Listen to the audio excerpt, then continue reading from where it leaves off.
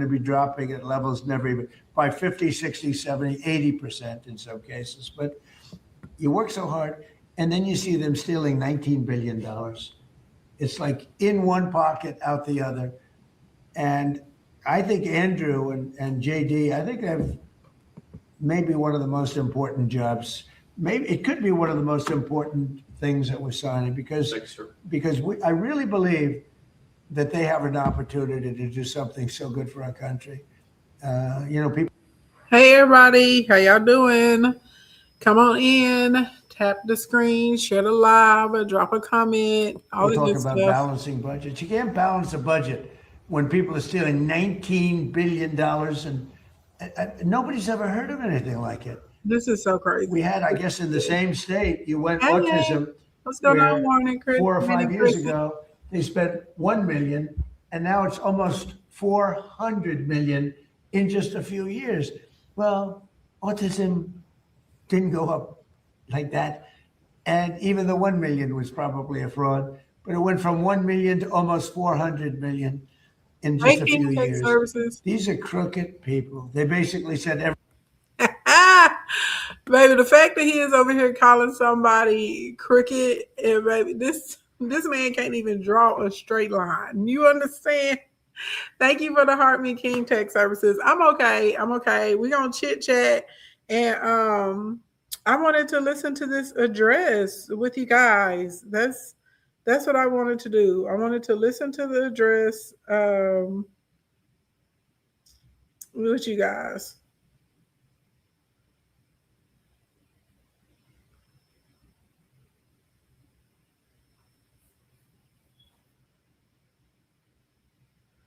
That's it.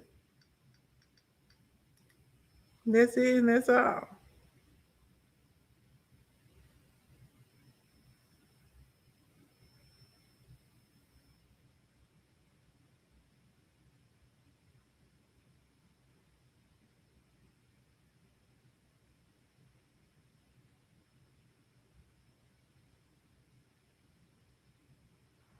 How y'all doing tonight?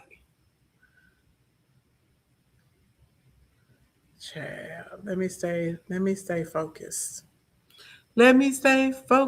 Okay. So y'all know when we're having these types of conversations, I need everybody to when we're having these types of conversations, I need everybody to comment ferociously, okay? Because y'all know they will try and get us taken down. They have been attacking, multiple creators who are out here, telling the truth about different things that are happening. So I need y'all to help me, okay? And the best way that you can help me right now is by dropping comments. Of course, tapping the screen, but really sharing the live. Comments and sharing the live. Gonna be the biggest things. And I want to talk about this here energy crisis and quality of life crisis that we're on the verge of experiencing. Hope everyone's safe. We had a tornado come through North Carolina today. Oh, I hope you guys are safe. It is tornado season. Y'all don't get tornadoes like that though on the coast. I think they had a tornado warning in DC too. We had them yesterday. And we had like hail and rain and crazy wind and all of that. Hey. Y'all don't really get them like that, do y'all? Hey, baby.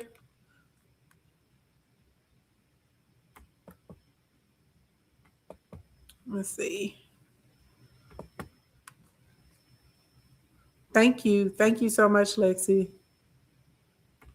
Everybody in the state had autism. These are crooked, horrible people. And, I was elected with JD, Make America Great Again. That was and we can't have this stuff happening. Right. We have to be respected. And they left. So I'm going to sign this. We'll take some questions, but let me sign this first before I don't forget. Let's see.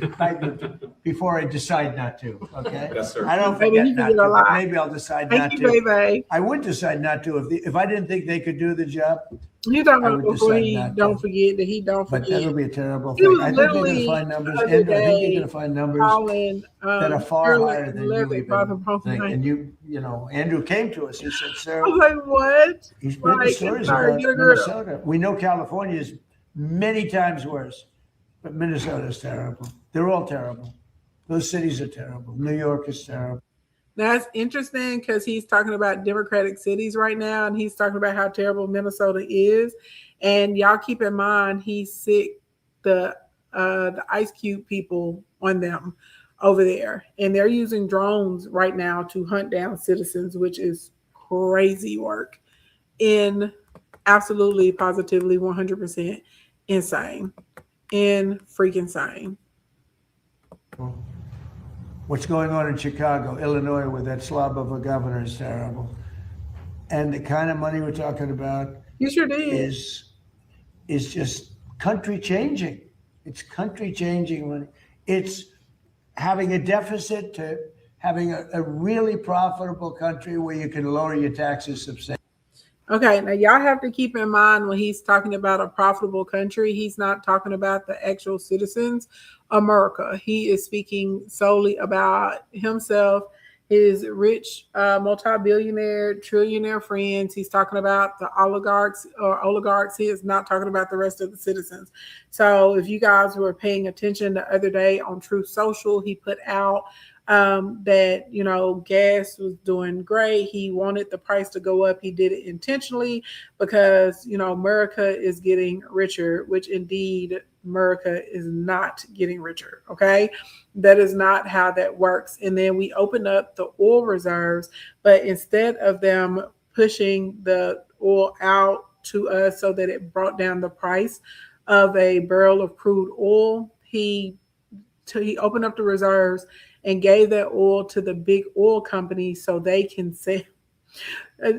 I gotta laugh to keep from crying, so that they can continue to sell oil at over $90 a barrel. And then the big companies will have the option of when they want to replenish, and they will take that money and they won't replenish with money. They'll just take the barrels of oil and put it back into the reserve. And there's no actual designated date that they have to do this. It's just up to them whenever they decide they want to do it.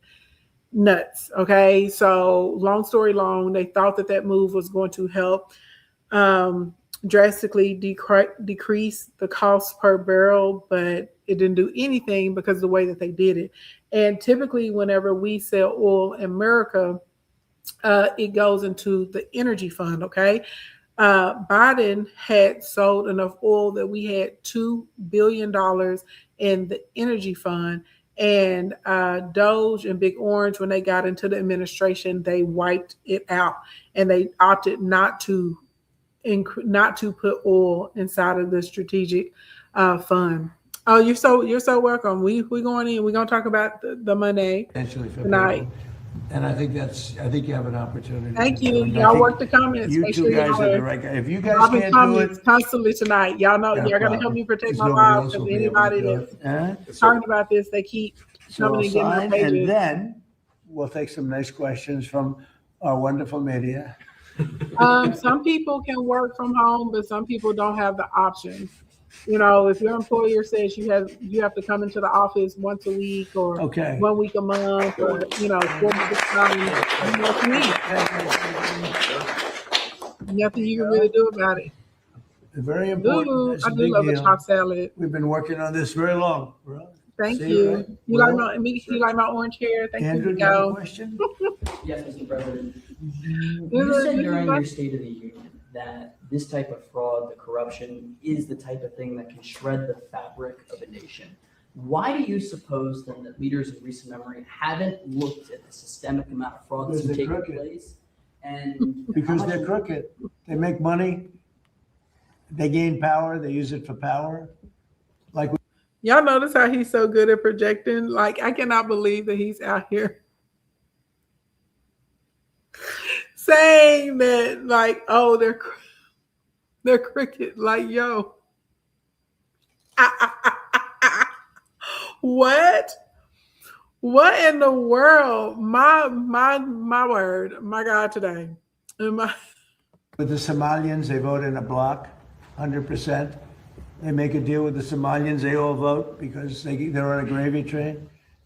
hey, It's money first, power second. A lot of people say power first. No, it's money first, he just be saying anything. power second. Did you ever see where like Mercedes, people come over from Somalia, they have no money and now they're buying Mercedes-Benz cars, okay? It's more cash goes out of the Minnesota airport than any other place in the world or something. We're going to find it. And Minnesota is really bad. The governor's corrupt. The attorney general is totally. Y'all keep in mind, he is currently suing the IRS for $10 billion. Who has to pay that money? We, us, the American people are paying that money. Keep in mind, how much did they send over there to Argentina? How much, y'all, Reuters dropped a report in the Wall Street Journal and they said we spent $12 billion so far on this war in Iran. 12 billion. Not the estimate of how much we're going to spend total. That's how much we've already spent. But, Chad, this is something else. Corrupt, just like the New York State Attorney General, Letitia James. She's a highly corrupt person. Bragg, the DA, is a corrupt person. They're all corrupt. These are corrupt people. I caught the HIPAA We got too violation. many of them in our country. And we have to expose them. Big time. And we have to catch them. And if these two guys can't, these are high IQ people. I've always liked high IQ. These are high IQ people. Y'all kids don't go to school when y'all have tornado warnings? Oh, wow. That's really interesting. So I live in Arkansas and tornadoes are regular here. So when we have tornado warnings, nobody cares. We still go to school unless there's like a tornado on the ground and they just teach you. We have tornado drills like in elementary school. And so then they just teach you like how to get underneath like a desk or evade the windows and like the little position you're supposed to take. Y'all were out in DC because of a tornado. Yeah, like tornadoes are normal for us. Like we've actually been in school sometimes and there've been like tornadoes around. They got sent home early. That's interesting. So interesting how like everything is different in different parts of the country. Yeah, they do. So y'all do remote learning for tornado school. Yeah.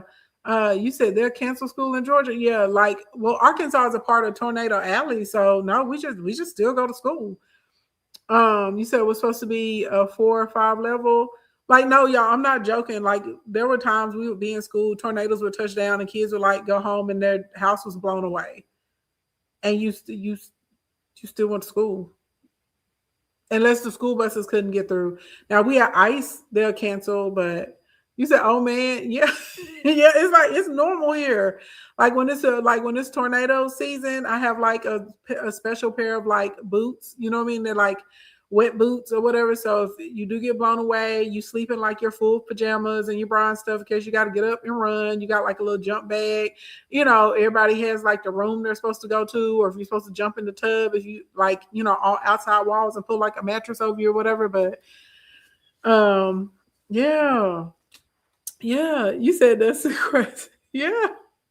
So what are you supposed to do if you're home during a tornado? You go to the part of your house that's the most insulated, like the whatever interior space you have that's not on an exterior wall.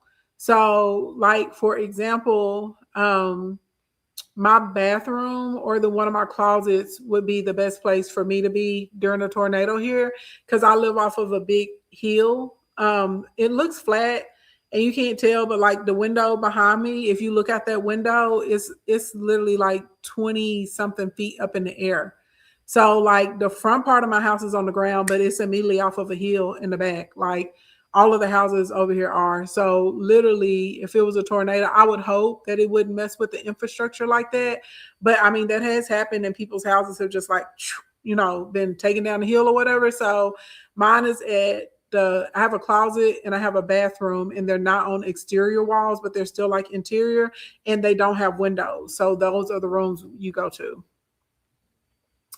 Some people's homes is in the center and mine is in the front. It's in the front. It's not on the exterior wall because of the garage is there in front of it or whatever. But yeah, mine is towards the front. Because if I'm in a room in the back and if the tornado did mess with the infrastructure of my house, well, then I'd be falling like 20, 30 feet down. You see what I'm saying? And that's bad for business too. Yeah, you open up the windows to decrease the pressure if you can, for sure, for sure. If they don't do it, we're going to go a long way, fellas, to find somebody else that's going to. We have no Because it's all choice. yellow, If pretty much. honestly, and they may not do a good job. If they don't do a good job, Yeah, if you have a basement that's underground, you should. But my basement is still, I don't have a basement. I have like a lower level of my house. And the lower level of my house is still up in the air. So there's like a patio on the lower level of my house. And the patio is still like another, like, I think it's like 12 feet up on the lower level. Like yeah. No, some homes here do have like bunkers and they have basements. Most of the homes, if they have a storm shelter, the storm shelter is like detached from the house. So you have to like run out of the house and get down in the storm shelter and like latch it up. I'm in Texas. I got all my electronics and backpacks and vital paperwork right now. Yeah, everybody knows you get everything charged up. Everybody has like at least one solar power charger, and you do what you do. Okay, y'all ready? Let's listen to the next part. Thank you, sir. it's possible. If they don't do a good job, the country's sort of in trouble. Yes, go ahead. Thank you, sir. 2 questions. For And I think they're going to do a great job. Go ahead. First, Mr. Vice. Can y'all hear? Can everybody hear before we continue on? Can y'all hear? If everybody can hear, give me a number 1.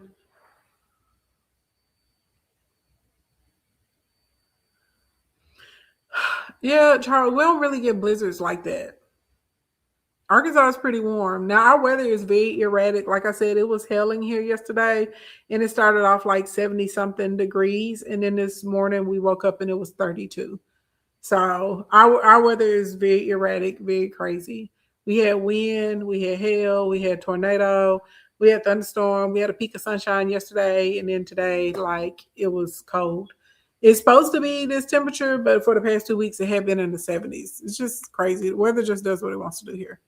Anyway, let's listen. President, Democrats are already calling you the fraud czar. What's your reaction to that title? And then second, given I like your past skepticism of foreign adventurism, are you completely on board with the current war in Iran?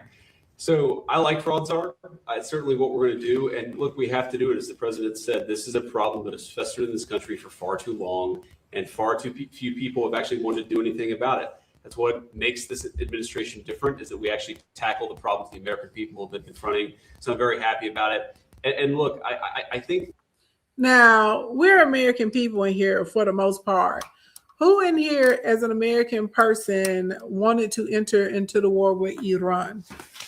If you're in here and you felt as if we had an issue with Iran, please drop the number 1 in the chat right now, because Vance was like, they're tackling what Americans want to tackle. I don't know what problems they have tackled. They have created a lot of other problems for us. Is there anyone in here that we felt like this was front and center at the top of the list of things that we wanted to tackle? Anybody? Oh, okay, I'm making sure. I'm just making sure. That I know what you're trying to do, Phil. You're trying to drive a wedge between members of the administration, between me and the president. What the president said consistently, going back to 2015, and I agreed with him, is that Iran should not have a nuclear weapon. We have taken this military action under the president's leadership. I think all of us, whether you're a Democrat or Republican, should pray for success and pray for the safety of our troops. That's the approach that I've taken. Make it as successful as possible.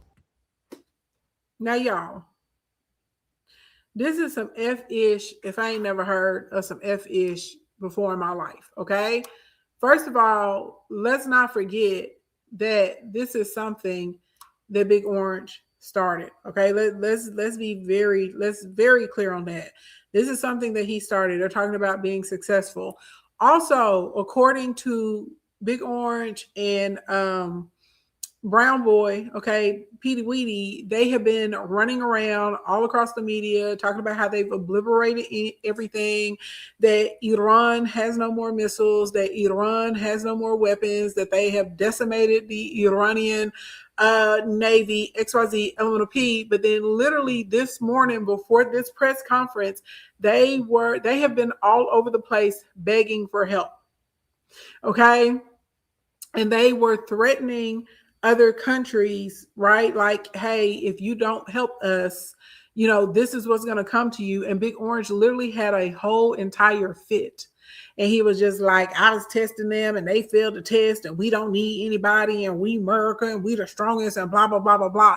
So if it's such a success, why are we sending thousands of more troops over there? If it's such a success, why are we literally trying to pressure and bully other countries to come in and form a naval coalition with us? And if they got rid of all the munitions, like they're saying in Iran, how is Iran, like right now, they're in the Middle East? Like it has not stopped. They have not stopped. This morning they were on on wave 55. They're probably on wave 57 by now. And then they have these cluster boom booms that they shoot off over there, and one goes out and it turns into 12. And they can't intercept all of them at one time. And then you have Hezbollah, those boys are on the north side effing it up, and you got Yemen coming in on the south side. Yes, like this. I'm telling y'all got to watch the international news. And some of the videos and stuff I would like to show y'all, I can't because they have been taking down people's content when we've been putting up the video. So that's why all of us have kind of gone to either describing or we'll do like a picture with a screenshot. Okay. And when we finish listening to this, we're going to talk about the impacts on the economy. Long story long, just know that your everything in your life is about to be higher than a giraffe's behind.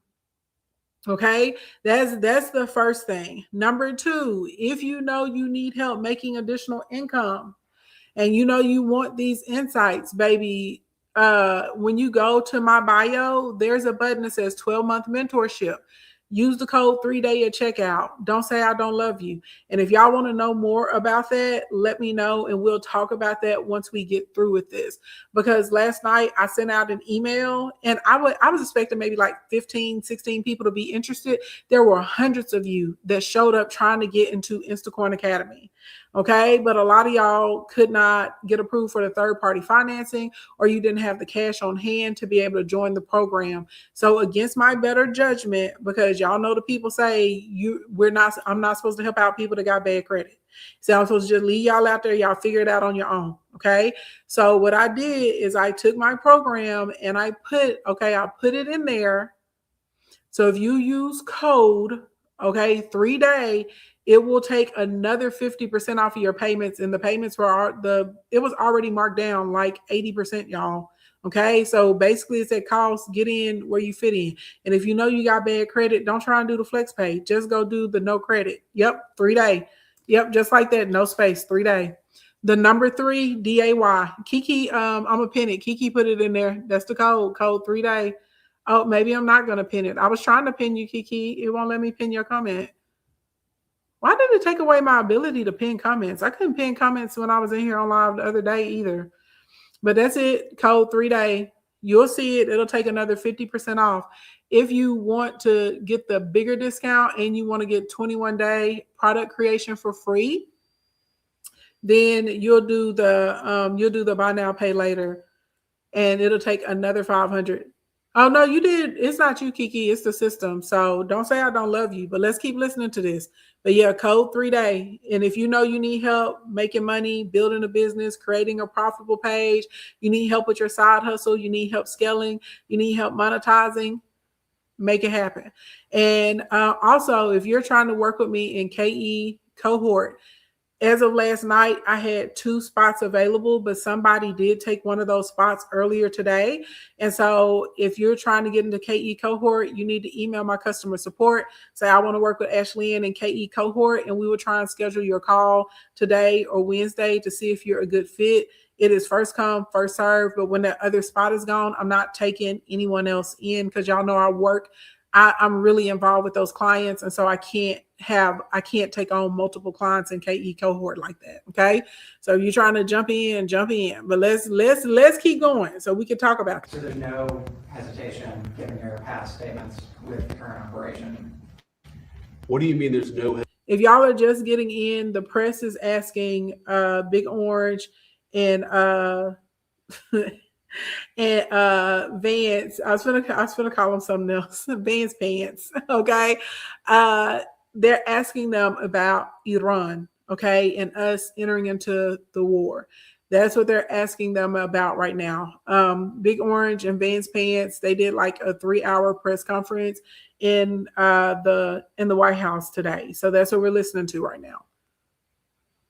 Hesitation with my past statements. Given your skepticism of foreign countryism, you were a critic of the global war on terror previously. Well, I think one big difference, Phil, is that we have a smart president, whereas in the past we've had dumb presidents. And I trust President Trump to get the job done, to do a good job for the American people, and to make sure that the mistakes of the past aren't repeated. Absolutely. ShadyBoots.com. That was unnecessary. Okay, shots fired. In the past, we had dumb presidents. First of all, this is his second time around with tanking and wrecking our economy. Okay. Before I say what I'm about to say, let me preface this with saying, I am not a Democrat. Okay. People with small minds think that people that have the ability to tell the truth, that we're Dems. I'm not Democrat. I'm not Republican. I honestly don't believe it's good for any Black person in America to be aligned with either party, but that's a whole nother discussion. Okay. But let me be clear. You can go and look this up. Y'all know I'm a numbers girl. The numbers don't lie. The data does not lie. The Dems are good at balancing the budget. And not only are they good at balancing the budget in America, they normally create jobs. And not only do they create jobs, they normally create a surplus for the next administration to come into, which Big Orange walked into a much better, much stronger economy than the economy he is obliterated. Okay. Oh, people get mad. The numbers dropping. I don't care. I'm telling the truth. When you look at jobs, okay, Big Orange has not created any jobs right now for Americans. We have been losing jobs every month. In February, the United States just lost another 92,000 jobs in the economy. The unemployment rate is up at over 4%. It's up over 8% for people under 30 and for African Americans. Stop playing with me. So when Vance Pants makes a statement like we had dumb presidents, we didn't have presidents that were refusing to invest into the people. So please understand there's been no job creation. Our farmers are suffering. It's harder for children to get into schools. The public schools are losing funding. There's no restrictions on AI. Millions of Americans have lost their health insurance and more are going to lose them. Hospitals in rural areas and in urban areas have been shut down left and right. So the death rate is going up. And on top of that, now we have entered into a war. Y'all, I paid $4.59 for gas on Saturday. The week before that, I paid $3.59 for gas. And the week before we entered into the war with Iran, I was able to get gas for $2.32 a gallon. So in under a month, I've gone from paying $2.32 a gallon for gas to $4.59. That happened within a 3-week span. Blink, blink, blink. So this is really wild that he would be talking about other presidents being dumb when literally the cost of everything is going up right now. I don't know how many of you guys buy produce when you go to the grocery store. We eat a lot of fruits and vegetables around here. Let me tell y'all this. My uncle passed away Saturday morning. Okay, my uncle passed. He died Saturday morning.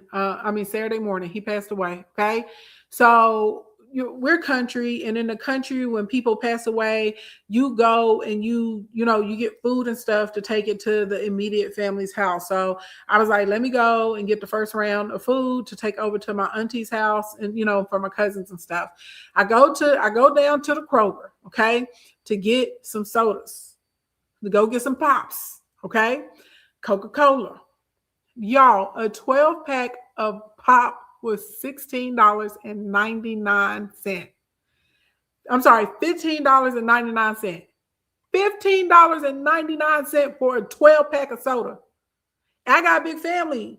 So I was like, I'm always going to buy 4. A case of water that normally was $2.99, $7.99 for a case of water. So literally, that's $75 for a case of water and 4 cases of soda. I was going to try and be time efficient. And I was like, okay, while I'm getting ready to go to the house, I was like, let me, shower up and get ready to go over to the house. I'm going to have some fish and chicken delivered, and then I can just put it in the car and I can just drive over there. The delivery fee was $30 for the fish and chicken. I said, oh, not today. We're going to pick it up. We're going to pick it up on the way over there. Things are already increasing at such a drastic rate, y'all. Okay. This is what I'm saying. Everybody needs to make more money. You said John got 2 for $9 deal on 35-pack of water in case anybody need it. That's good. But at the end of the day, a pack of water shouldn't even cost that much. It shouldn't even cost that much. You said 3 apples was $5. Insane. Look, JD's been great. But here's the simple thing, and I have, some people, I don't want wars. I want wars less than almost anybody. Peace through strength. He says, y'all heard him, right? He said, I don't want wars. I want wars less than anybody. We got issues going on in Venezuela. We got issues going on in Cuba right now. He has continuously kept with Greenland. And then he went over and in the middle of peace negotiations, and in middle of nuclear negotiations, went pew pew on Iran. But he don't want war. Oh, okay. But you know what?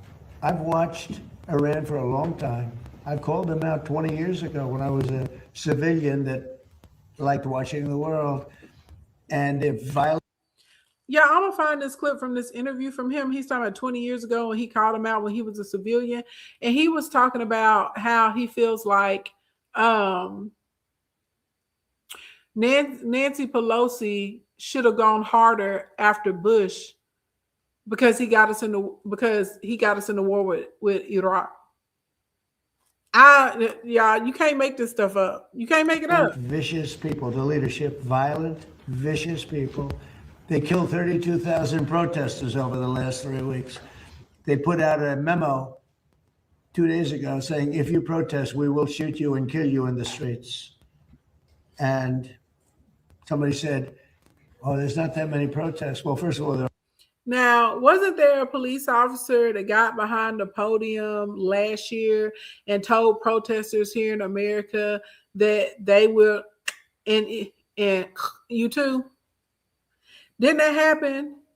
Didn't the ice cubes pop American citizens point blank range and tell all the other American citizens that they better watch out or they better fall in line before they meet the same fate?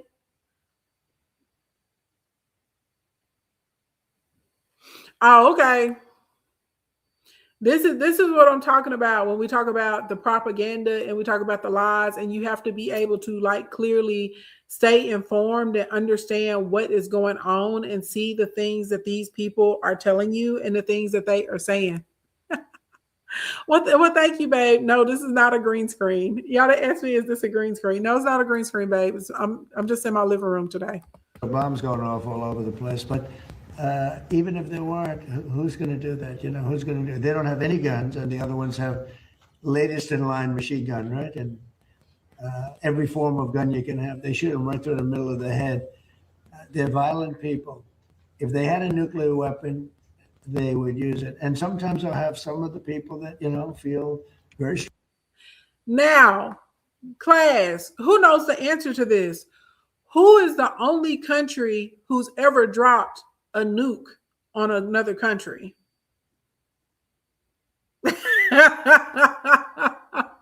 Hey, sweet Paula Pie. Can anyone answer? Can anyone answer for 100 points? There's only been one country who has dropped a nuke. I think that this is really wild. Okay, this is really wild how they project onto other people. They do it all the time. That's right, America did it. Baby, ain't no other country dropped a nuke. America did it. So this is wild that he's like, well, if they had one, they would have dropped it already. And then watch, he's fixing to get caught up in another lie, because remember 8 months ago, they said that we went over and destroyed the nukes, okay, the nuke capability. That's what they said we destroyed, okay, like 7-8 months ago. Remember we went over there and they dropped the big boom booms, okay, and I was like, we didn't do nothing but dent them people door, didn't destroy nothing. And now he's saying like, oh, it's there again. They're within a month, and we had to strike them first before they strike us. But keep in mind, the only country that's ever done that has been America. Oh, y'all make sure y'all work the comments or put emojis in. I see my numbers dropping. Oh, they don't like it when we tell the truth. I'm just keeping it a buck. Y'all can get mad all y'all want to. That is the truth. That is historically accurate. Like I do about wars. It's just us. And I say, do you think Iran is violent, and do you think their people are violent? Yes, leadership. Do you think they should have a nuclear weapon, which is massive power? I don't even want to discuss how powerful, because it's depressing. And they said, no, they shouldn't have. Definitely they shouldn't have. They said, and you don't want to fight war? No, we don't want to fight war. So these are naive people that frankly are stupid. If you believe that Iran should have a nuclear weapon, there's something wrong with you, because they would use it the only question is within 1 hour if they get it, or 1 day. They will use it, and they will blow up the entire Middle East, not just Israel. They'll start with Israel, but they will blow up. And you got to see that when they unexpectedly started sending missiles to every country within 1,000 miles of them. I mean, they're blowing up countries that were neighbors, not necessarily some friends. They actually were blowing up some friends. They were blowing up the people that handle their accounts. Now, class, who has been blue-bluing schools? Who's been blue-bluing hospitals? Who's been blue-bluing malls and neighborhoods? Who has that been? This is what I'm telling you, okay? This is why it's so important to watch the international news. This is why it's so important to keep up with what's going on, because if you don't know, you will believe this load of bull crap that is coming from the highest office in our country. Okay? Iran has been relatively civil. Now, what they have done is blue America and Israeli military bases. They blew our oil refineries and infrastructure, which they did say they were going to do an attack. Okay, they typically will send warnings and say, "Hey, we have information that American intelligence, intel, or military is here, there, or at that spot. You need to get out of Dodge." Okay, and they will blue over there. So this is wild that he's talking about how violent these people are. When we were in the middle of negotiating with them, y'all remember that Friday night, Monday, they were supposed to meet for a final meeting. Oman was doing the mediation between Iran and America. According to Oman, they said that Iran was willing to give Big Orange a better deal than he had even given Obama. And Saturday, they went bam. And keep in mind, 7-8 months ago, Iran was negotiating with America, and America turned around and went boop again. So this is 2 times where we're in peace negotiations. Iran is playing by the rules and doing what they're supposed to be doing. And America goes and boo, boo, boo, and causes chaos. Now put yourself in Iran's shoes. Are you going to keep letting somebody slap you in the face?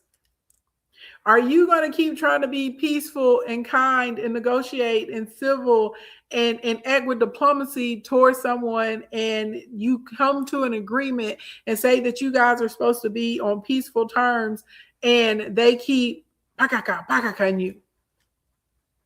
And we're going to talk about the al-Akar, okay? We're going to talk about that in a minute.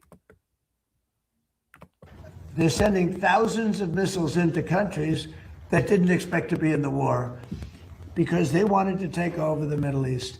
And if I didn't terminate Barack Hussein It's not Obama's real. horrible Iran nuclear deal, which I did in my first term, one of the dumbest deals, perhaps the dumbest deal because of the danger involved, you would have had them have. At this point, I'm convinced that he wants to jump into bed with Obama. You can't convince me that he doesn't. He's so obsessed with him.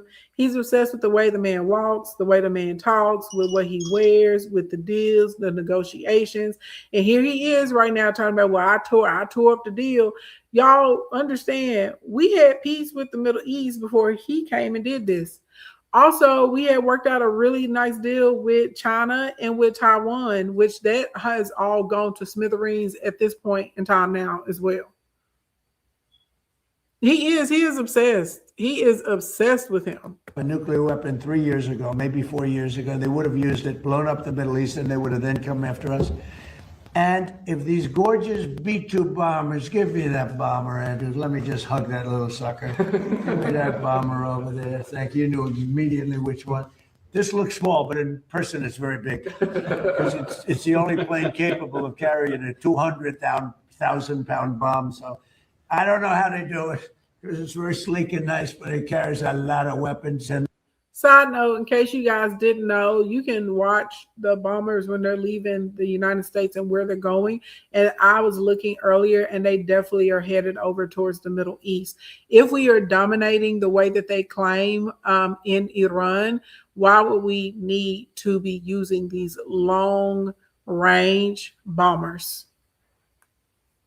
And if you already blew up all the munitions and there's nothing for them to strike with, what indeed would we be bombing? there's a lot of Look at what they bombs. put down.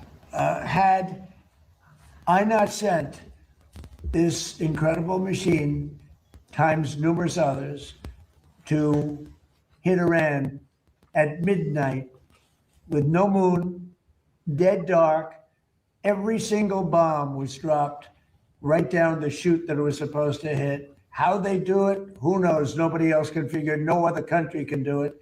No other country has our military or even close. And I think we've probably proven that with Venezuela and now with because we have done a number of Iran. But if I didn't do that, if I didn't decimate, I call it the nuclear dust, they would have had a nuclear weapon within 1 month after that bombing took place. And they would have used it on first Israel and then the Middle East. And you know that because all of those missiles that were launched against their neighbors were set long ago, long before they knew that. Now, he is sitting there bragging about the accuracy of our bombers, right? And the pinpoint precision, which keep in mind, y'all, we have been blowing up replicas, inflatables, and paintings, wasting billions of dollars, okay? And also, in the same breath, they were saying that there was a miscalculation and that they didn't mean to hit the girls' school if it was them, but it really wasn't them because Iran stole a tomahawk and did it itself to blame it on the United States. So which one is it? Are we super precise and no one is precise as us and we're going to hit the target every time? Or is there some miscalculation? Because you can't say how precise we are and we're going to hit the target every time and then say, oh, we accidentally blew up a school of little girls and we accidentally blew up 52 schools inside of Lebanon. Which one is it? They would be using them this quickly. Had we not done this, you would have had a nuclear war that would have evolved into World War III. And more important, this is a war that there would have been nothing left. So we've done a great thing. The people that say it's okay for a very sick ideology, a very sick country in terms of its leadership, very good people, great people. But the people that say that, I think they're actually, they're either evil or they're stupid. So if you believe that Iran should not have a nuclear weapon, they should not have it, then you have to absolutely love what I've done, because in 2 weeks we have decimated them. They have no Navy, they have no Air Force, they have no anti-aircraft weapons, they have no leadership. The leadership is gone. But then they set up a new leadership to go and name a new leader, and that leadership is gone. And now they think maybe the sun is gone. They're all gone. My biggest problem is I have no idea who we're talking to because nobody ever heard of any of these. Okay, so the president of Iran was literally out and about taking pictures, literally y'all kissing babies, taking selfies with people of the country. Their generals, there's Ali Rajani and stuff like that. They're all still there. They're all still talking. They're all still showing up. They're all still getting on camera. Ibrahim, that I listen to, that does the rundown of what they're firing, what they're shooting every night since the beginning, he is still there. They're still there. Now, when he talks about the regime change or the leader, it's not a new leadership. The way that their system is built, their leaders automatically already have 4 or 5 successors that are in line. And they have a system that has a board, and the board gets together and they bring in the new successor. So literally they have a system that is designed that actually can absorb a hit. The structure of their leadership did not change at all. Okay. Also, while he's talking about leaders being missing, where's Nettie Net? Ain't nobody seen Nettie Net going on in 2 weeks, and they keep releasing all of these AI videos of him and his son, who used to tweet like 50 to 60 times a day, ain't tweeted nothing in 6 days. Where he at? Okay, where is BB? While he talking about leaders that are gone, where is BB? All right. Hey, Aunt Jackie. Where is he? They're all dead. But we did a job for the world, not a job for us, for the whole world. We took. And again, if we have completely decimated them, as Big Orange is saying, then why in the world did we get out? And why did we ask Japan for help, France for help, Germany for help, the EU for help, the UK for help, China for help, Australia for help? Why are we fussing and getting upset that NATO will not help us and threatening to pull out of NATO for not getting together to have a naval coalition to go and fight for other people? Why are we out here begging for other people to help us if we decimated what they have going on? Clearly it's not decimated. And if it's decimated, if y'all go look at WION News, Sky News, and Al Jazeera, they typically will do, and there's another one, I'm having a brain fart right now. They do actual live coverage of what's happening. You can literally see the boom booms going, psh, psh, psh, psh. You can see it. You can see things on fire the same way that Big Orange got on that tirade and was like trying to claim that the USS Abraham did not get hit, but it did. And you can see it from the satellites. And he was like, oh, it's AI, baby. It was not AI, baby. It was very, very real. Okay. And our ships had to back up behind the Oman mountains, behind the Oman hills for protection. They had to swim away like 1,000 kilometers away. The worst country in 50 years and maybe longer from the ideological standpoint, a country that wanted to blow up the world, a country that is sick, and it has a religious fervor. And when you add religion, people don't realize more people died in religious wars than every other war put together. And that's what you would have had here. And it was a terrible thing. I'm very proud of what we did. And I think JD understands better than most. If you give Iran a nuclear weapon, at least a very substantial part of the world would be blown up, and it'll be used almost immediately. Yes. Thank you, Mr. President. You don't mind if I keep this here, do you? Isn't that a beautiful thing? You Okay, y'all. So if y'all want to go watch the rest of that, y'all can. But you see, it's filled with lies, and more lies. I don't want to zoom me in. I want to zoom this up. Well, dang. Well, now, that's not what I wanted. I hate it when it does that, when it won't let me make this bigger without making me bigger. That's not what I wanted, but whatever. Okay. Lies, and more lies. So let's talk about this energy crisis. Let's talk about the financial economic crisis, and more importantly, what everybody can do. And before we get into this for tonight, let me commercial time. Okay. Because everybody needs to know. So this is real life, not even making this up. So y'all know we did a 3-day workshop training this weekend, and it was fabulous. We had a really good time. We trained. We did about 10 hours, maybe a little over 10 hours of training. Okay. So I sent out an email last night at 10 p.m. I say, hey, if y'all want to get into Instacoin Academy, if you join tonight, you get to take $3,500 off of it was already marked down by 60%. We're like, you get to take off another $3,500. So that way you be able to get in for a whole year with mentors, weekly access, the whole shebang for under $500 a month. Right? Okay, cool. And on top of that, we were going to give all kinds of like freebies and stuff. This morning, I got up, y'all. There were hundreds of y'all that tried to sign up for Instacoin. Hundreds of y'all. I'm not even exaggerating. And there were so many people that got denied because you couldn't get the buy now, pay later. You couldn't do the financing because your credit basically wouldn't get it. And you did not have the cash on hand. Okay. So this is against my better judgment. I did not want to do this, okay? But I did pray about it. So y'all, please do not embarrass me. Please don't make a fool out of me. And please do not send me into financial ruin for doing what I'm doing. But I feel like I'm being obedient, okay?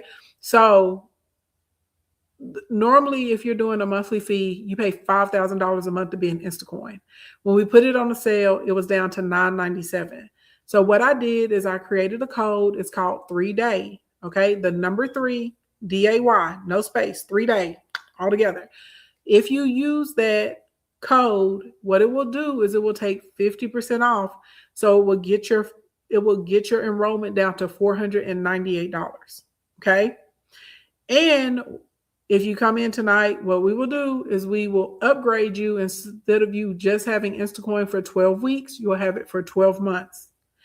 And I know for a fact, if you didn't have the cash on hand to be able to get into Instacoin and you didn't have the credit to be able to join, that means you don't have money for mentorship, but you need the mentorship because that's why most of my clients earn as much money as they do because of the live sessions. Okay. And because every week there's a live person that they can speak to get help.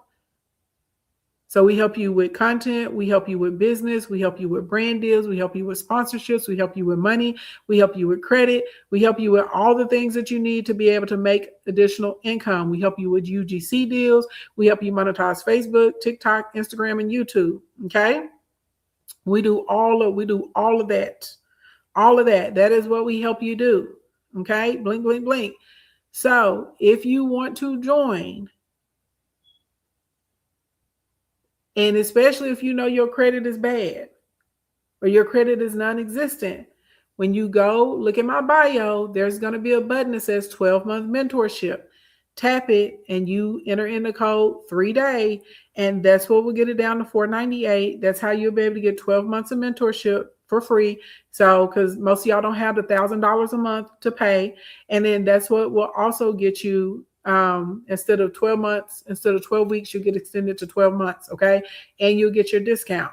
So do with that what you will. Okay. Get in where you fit in. But if you know you need help making more money, you need to come into the program. And especially if you know that you don't, have the funds to get in when it's at the regular price point. All right. So those are my announcements. Govern yourselves accordingly. All right. Now, if people got questions, people want to come up, people want to add to the conversation, you can do so. Okay. You can jump up and you can contribute. You can ask questions. You can give your thoughts, whatever makes you feel good down in your shana. Just request up. So let's talk about the energy crisis. So one of the things I realized from talking to people is that when it comes to geography, a lot of people don't understand where everything is exactly positioned. So let's start there, and then hopefully that will help people get a better understanding. Okay. So there are lots of oil, reserves, and lots of oil producers in the world. 4 of the top 5 are in the Middle East. Hey, Shell the boss, what's going on, boo?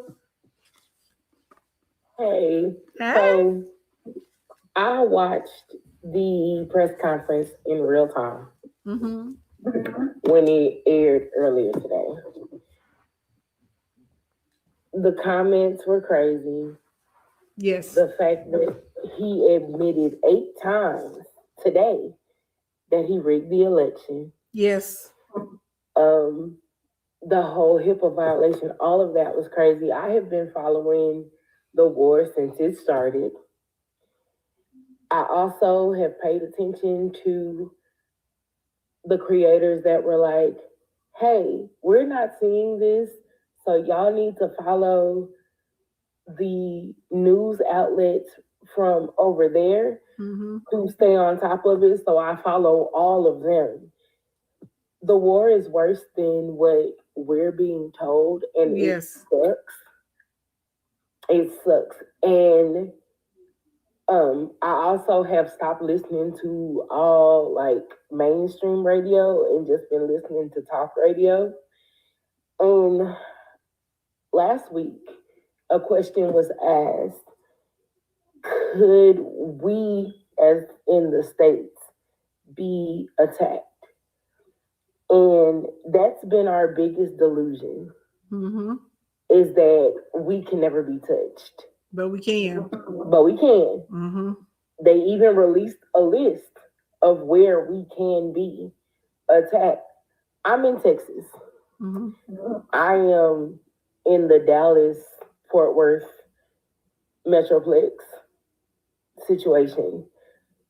And we have an Air Force base here, and I know that Iran has been taking out U.S. bases. Yes. In other countries, which is also something that they have not touched on. They've destroyed trillions of dollars of infrastructure actually in other countries. And most of the THAAD systems that were already there and the SAR systems, the sonars, all of it gone. The thing that I guess here in the States we need to know is they're telling us that, it's only 6 people that have been affected, right? It's way more than that. But they're trying to create this false sense of hope. Hey, y'all, work the comments while Shell is speaking. Work the comments real good. Drop what you had for lunch, what you got for dinner, favorite color, all of that. Work those comments. Now go ahead, Shell. Now go ahead. I just got to remind them sometimes. I know everybody is listening to you right now. Yeah, I need them to work the comments though, so we can protect the live. Y'all work the comments. Work them. They have been trying to create this false sense of hope that we're okay, and we're not.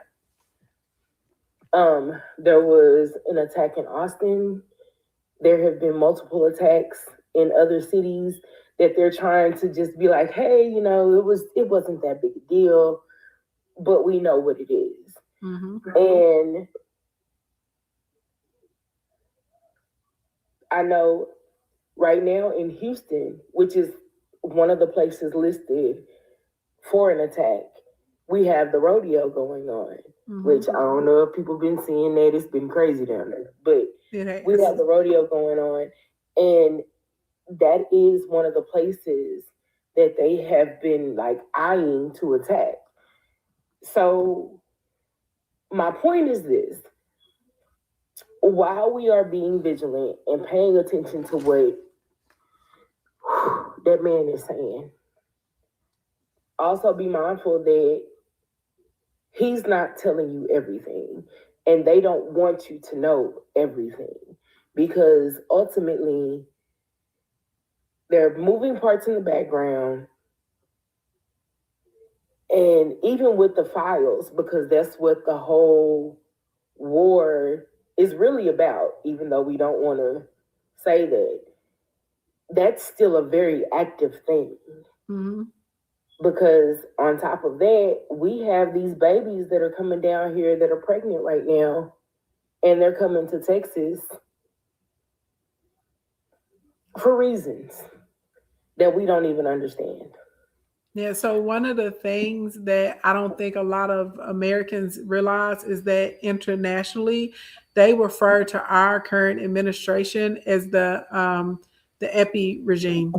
And that's directly how they refer to them. They talk about the files, they put up the pictures, the videos, they talk about how, they are grapists, how they are children chesters, all of that in all of the other countries. They're much more vocal about it, and they have no problem putting it out.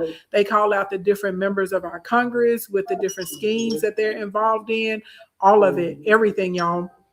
Iran has also started like posting the videos of that man in office with the children. And then the videos, one thing I hate about AI, they force that on us for a reason. Oh, absolutely. And so they can try and confuse people constantly. Exactly. Yeah.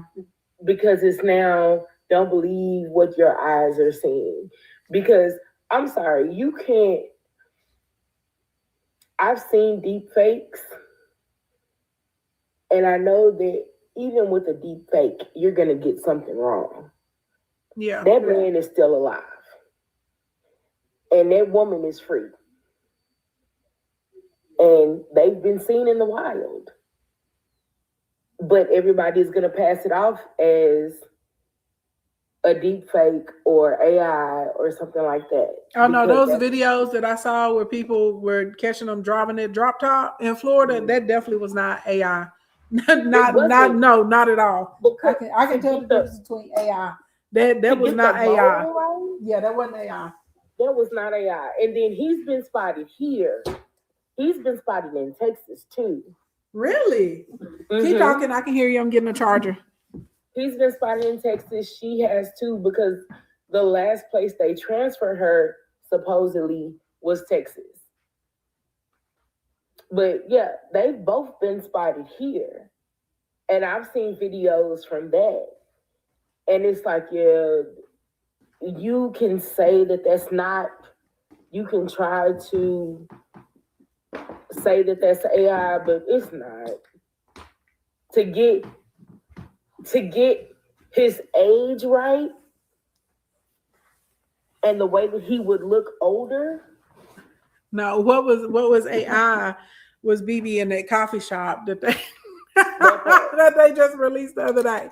That's AI. And then to find out how he got by a journalist posting a live. And they was like, oh, we know where that is. And they got him. Yeah. Hey y'all. Hi. Hi. How are you? I'm really interested in this topic because it's crazy, because I remember they said they found him unalived in his cell, but you just knew that man wasn't I'm alive. Well, this is the thing. The images that they showed from the Topsy, when I looked at it, he had a tribal tattoo that you could see in a lot of photos and a lot of images. And on the Topsy, that tattoo wasn't there. Not even just that. His skin color. When you are taken out, you lose the color in your face. It goes. That drains. And everybody was like, nah, he was still very pink. Y'all not working the comments enough. We're going to change the subject for a minute. Y'all own the comments. Like, y'all cannot get off of them, okay? When we're talking about things like this, if y'all want the live to stay up, y'all know they bananaed me the other day for far less, okay? Keep the comments going. Just type something, and you can just copy and paste it, okay? Put it back in there. We just need to make sure that the comments are rolling, okay? And I know it's fascinating conversation. I know it's interesting. I know some of the stuff that we're talking about, you're like, what is going on? I haven't heard of this, or I didn't know that was happening. But anytime y'all will start noticing creators that put the truth out, and those of us that are like bringing you the news and breaking down like geopolitical things, our accounts are getting hit like left and right, and they're getting bananaed, okay? So y'all got to do y'all part, okay? Y'all's part is to work the comments. If you want to send a gift, do that too. That's cool. That helps. But the biggest thing, working the comments and also sharing out the live, okay? If you ain't got nobody to share to, then copy it. And so they think you finna share it to somebody. That's what we got to do. And that's just how it works. So let's talk about these oil refineries, okay? And how 4 out of the 5 top oil refineries, the largest ones in the world, are over in the Middle East. Let's talk about that, and then we can roll back. Yeah, you're tired of getting my accounts banana. They be out here playing games with me. They be playing games with me. I'm like, oh my gosh. I'm like, it's only so many more strikes I can get. Okay. So number 1 is in Gawar. Okay, that's the number 1. Oh, thank you, Aunt Jackie. That's the biggest one in the world. Okay. Number 2 is in Kuwait. Okay, that's Burgan. Number 3 is actually in Iran. Okay. Number 4, no, I'm lying. Number 3 is in China. Number 4 is in Iran. And then number 5 is in the UAE. So when you think about oil production, you think about natural liquid gas, you think about all those sorts of types of things, them holding up the Strait of Hormuz does not only affect us economically in America, but it also affects the world. And one of the things that Iran said the other day, they said, sure, if you want to come through, you can do it as long as you're not America or is not real. And you got to kick them out of your country as far as the ambassadors and the embassies. And as a matter of fact, when you come through, you're going to trade their oil in a yuan. Yuan is Chinese money, y'all. So when I tell you that they're not looking at beating us so much as a life for life. That's not how they're looking. That's not what they're looking to do as far as when it comes to beat us. They're looking at causing economic pain, destroying foreign relationships. Because in the Middle East, are you really going to trust America anymore? Would you trust us, Shell? If you gave me trillions of dollars and I said, yeah, something happened to you, I got your back, and then somebody came and they rained down, boom, boom, boom, boom on you, and I was like, yeah, I gotta help. It's not real. I can't help you. Not at all. They're trying to discredit the dollar, the U.S. dollar as well. The UK has already stopped using us as a currency. They don't use MasterCard and Visa anymore. Sure So don't. the next step is let's stop trading oil for the dollar, which is why BRICS is a thing. Yep. So yeah, the whole point of what Iran is trying to do is we gonna make y'all look like, dare I say, idiots. We are going to show you that you are not what you think you are. They're doing a great job right now. They really are, unfortunately. And that's the thing that is hard to try and get a lot of Americans to understand, right? Of what's actually happening financially. And the average American will say, well, we have oil reserves. And I'm like, well, first of all, we have light oil, which is different than the oil that we're importing, that we're using on a regular basis. Number two, our oil reserves are not full. They were only at 60%. And we just released 400 million barrels, I think it was last week. And the 400 million barrels that got released, Big Orange didn't release them to us. He gave them to the oil companies so they can continue to charge us money for them in exchange for them replenishing the reserve later at an undisclosed time, basically whenever they feel like it. So this all these things are problematic on their own. You were talking about Europe. So they get a lot of their oil from Qatar. Okay. That's over in the Middle East. And so they were working on trying to have zero dependency on oil with Putipu. They were like, we don't want to get no more oil from Putalu anymore. And they were trying to get that zero down by the end of the year. So now they're in between a rock and a hard place because America is not sending out any of its oil or its reserves because they're not full. We're like, okay, we're keeping it all here. Okay. They can't get it from anywhere else in the world. And literally, if they are not nice to Iran and they tick them off, how are they ever going to be able to get oil through the Strait of Hormuz? The only other path is through the Red Sea. And if they go through the Red Sea, now they got to go through the Houthis. And the Houthis are already put a foot in that behind before. And the Houthis is like, I'm waiting on you again at the door. Because I've already told y'all the Houthis are like the YNs. They like your wild cousins on your daddy's side, and they like to fight.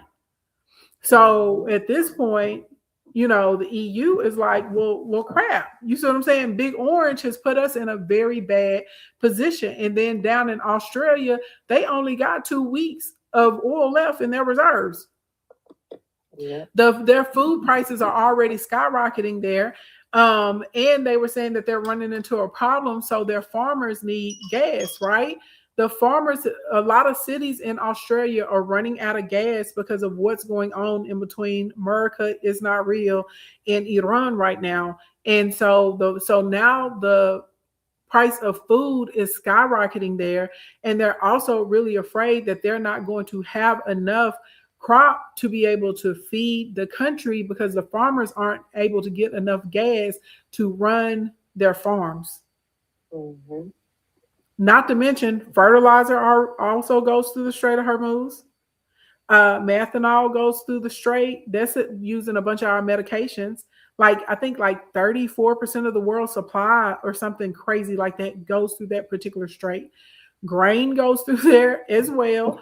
So this is not just about the oil. And then you have to think about the byproducts that come from oil that are used to, like sulfur and things that are used to burn copper and things that are used to create the chips that are in your laptops, your tablets, your phones, your cars. So this is not like this is a multi-layered issue. So that's why economists all over the world are starting to see this as a cost of living crisis and also an energy crisis. So it's a twofold issue. That's another thing that's about to happen because I got a news blast where he was talking about one of the countries in Africa, I believe. He was saying, basically, he's trying to persuade them to allow him access to the precious minerals, basically what they use to do the cell phones and the laptops and things like that. And trying to say that if they don't agree, then he gonna start fighting with them too. And see, if he makes that move, Putin is definitely going to come in, and China is going to step in because they already have a lot of interest in those countries already, and they've already put a lot into the infrastructure and the investment. If I'm not mistaken, I believe Mali and I'm having a brain fart. Help me out. Let's see. It's Egypt, Mali. There's another country in between.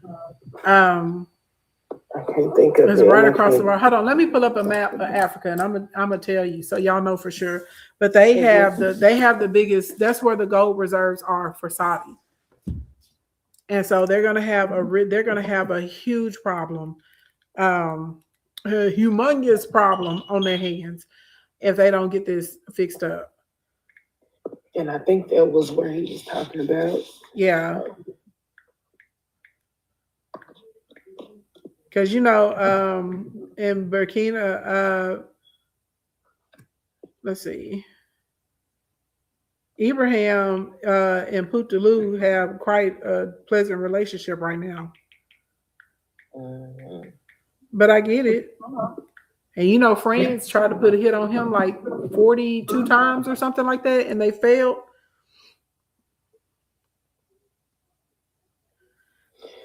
I'm so tired. Let's see. Let's look at the map because I'm going to tell y'all the country where the gold reserves are. Because that's definitely where they're going next. Let's see. They're also going to be trying to kick up with Sudan too, just in case. Y'all keep your eyes on them as well.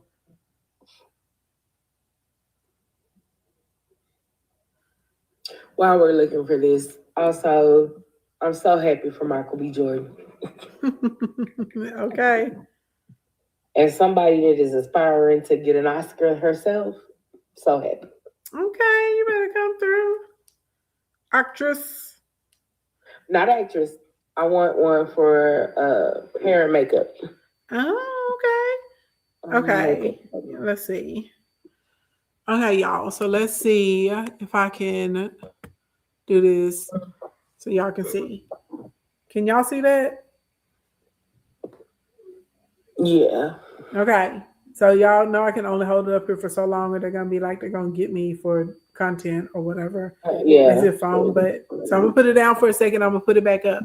But what I'm showing y'all is the Middle East and Africa, so y'all can understand what like that part of the world looks like and geographically how they're related to one another.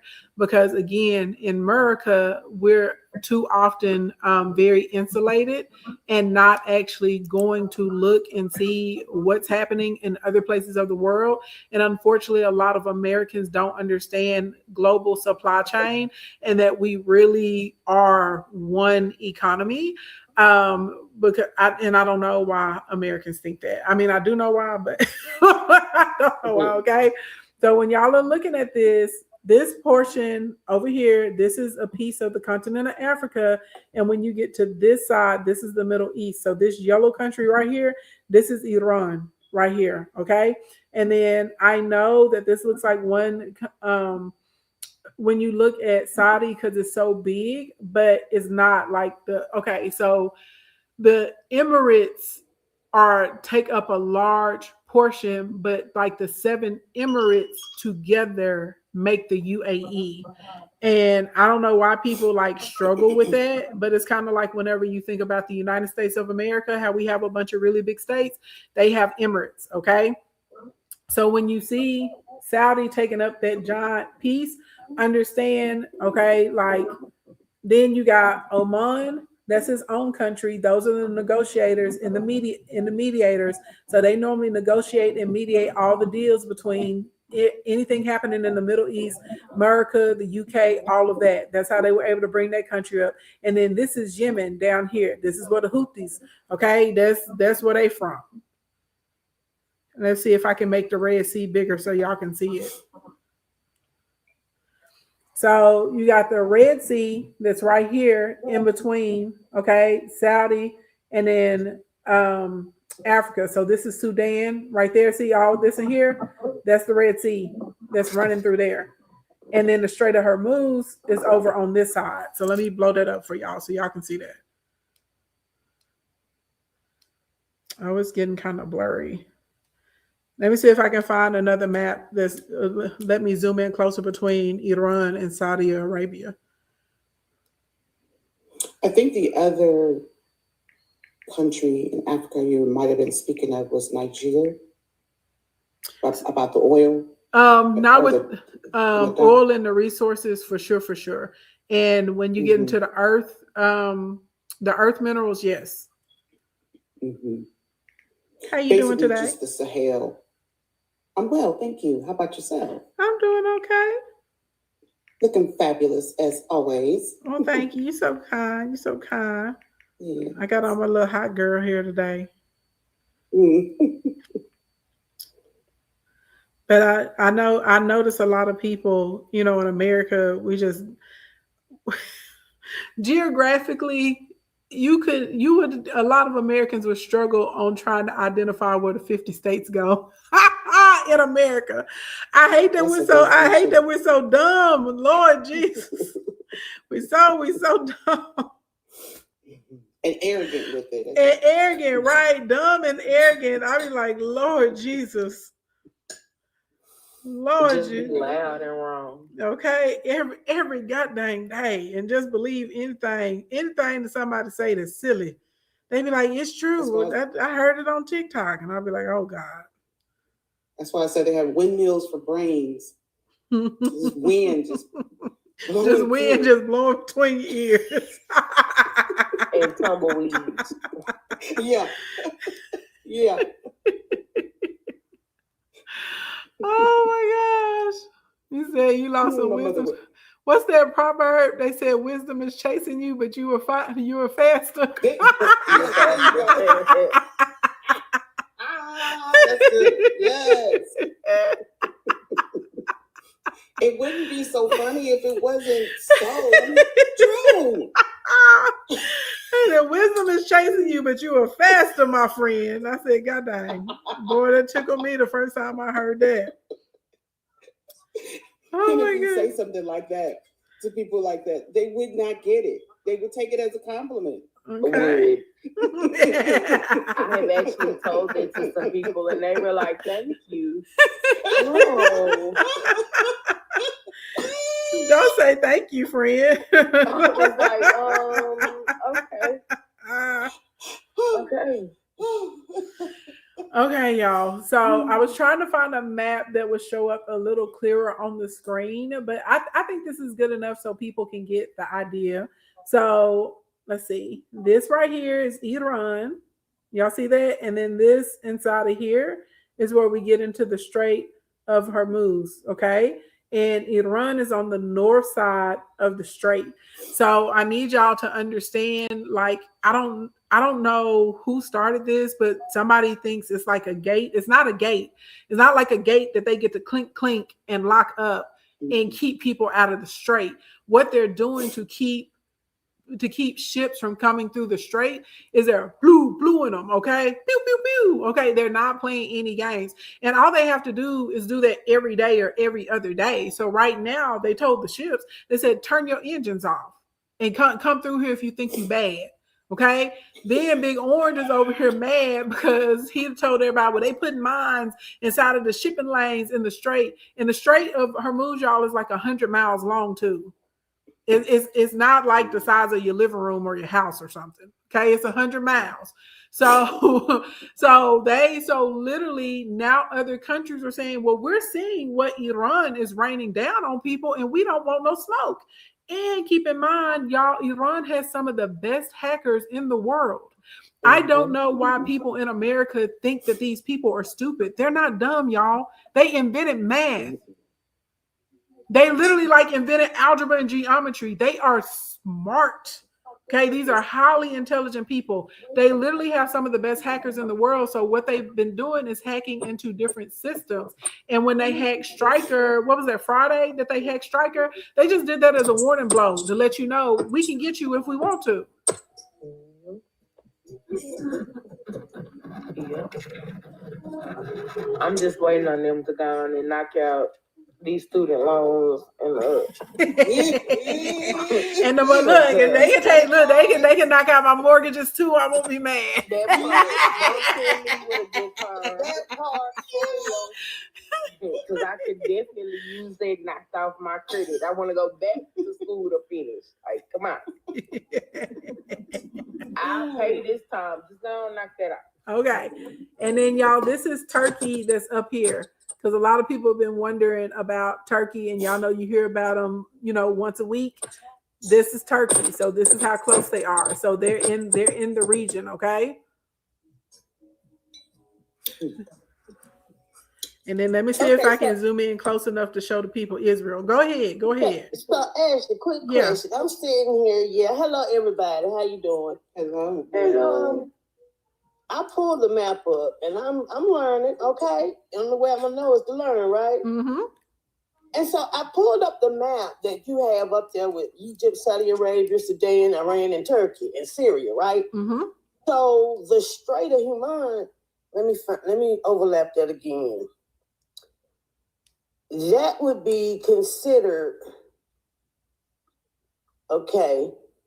So you said you're looking at Turkey and Syria, right? I'm looking. You at the map. go to the right. Go to the right, because Iran is to the right of them. Right, Iran to the right. It's you'll see Syria. You should see Iraq, kind of like Uh-huh. to like the south. Was it west? Kind of like to the southwest. Yeah. And then Iraq and Iran touch. Right. And So then the Persian Gulf. I said southwest, southeast, Lord. I said southwest, southeast. So, And then right Iran there is going to be further east.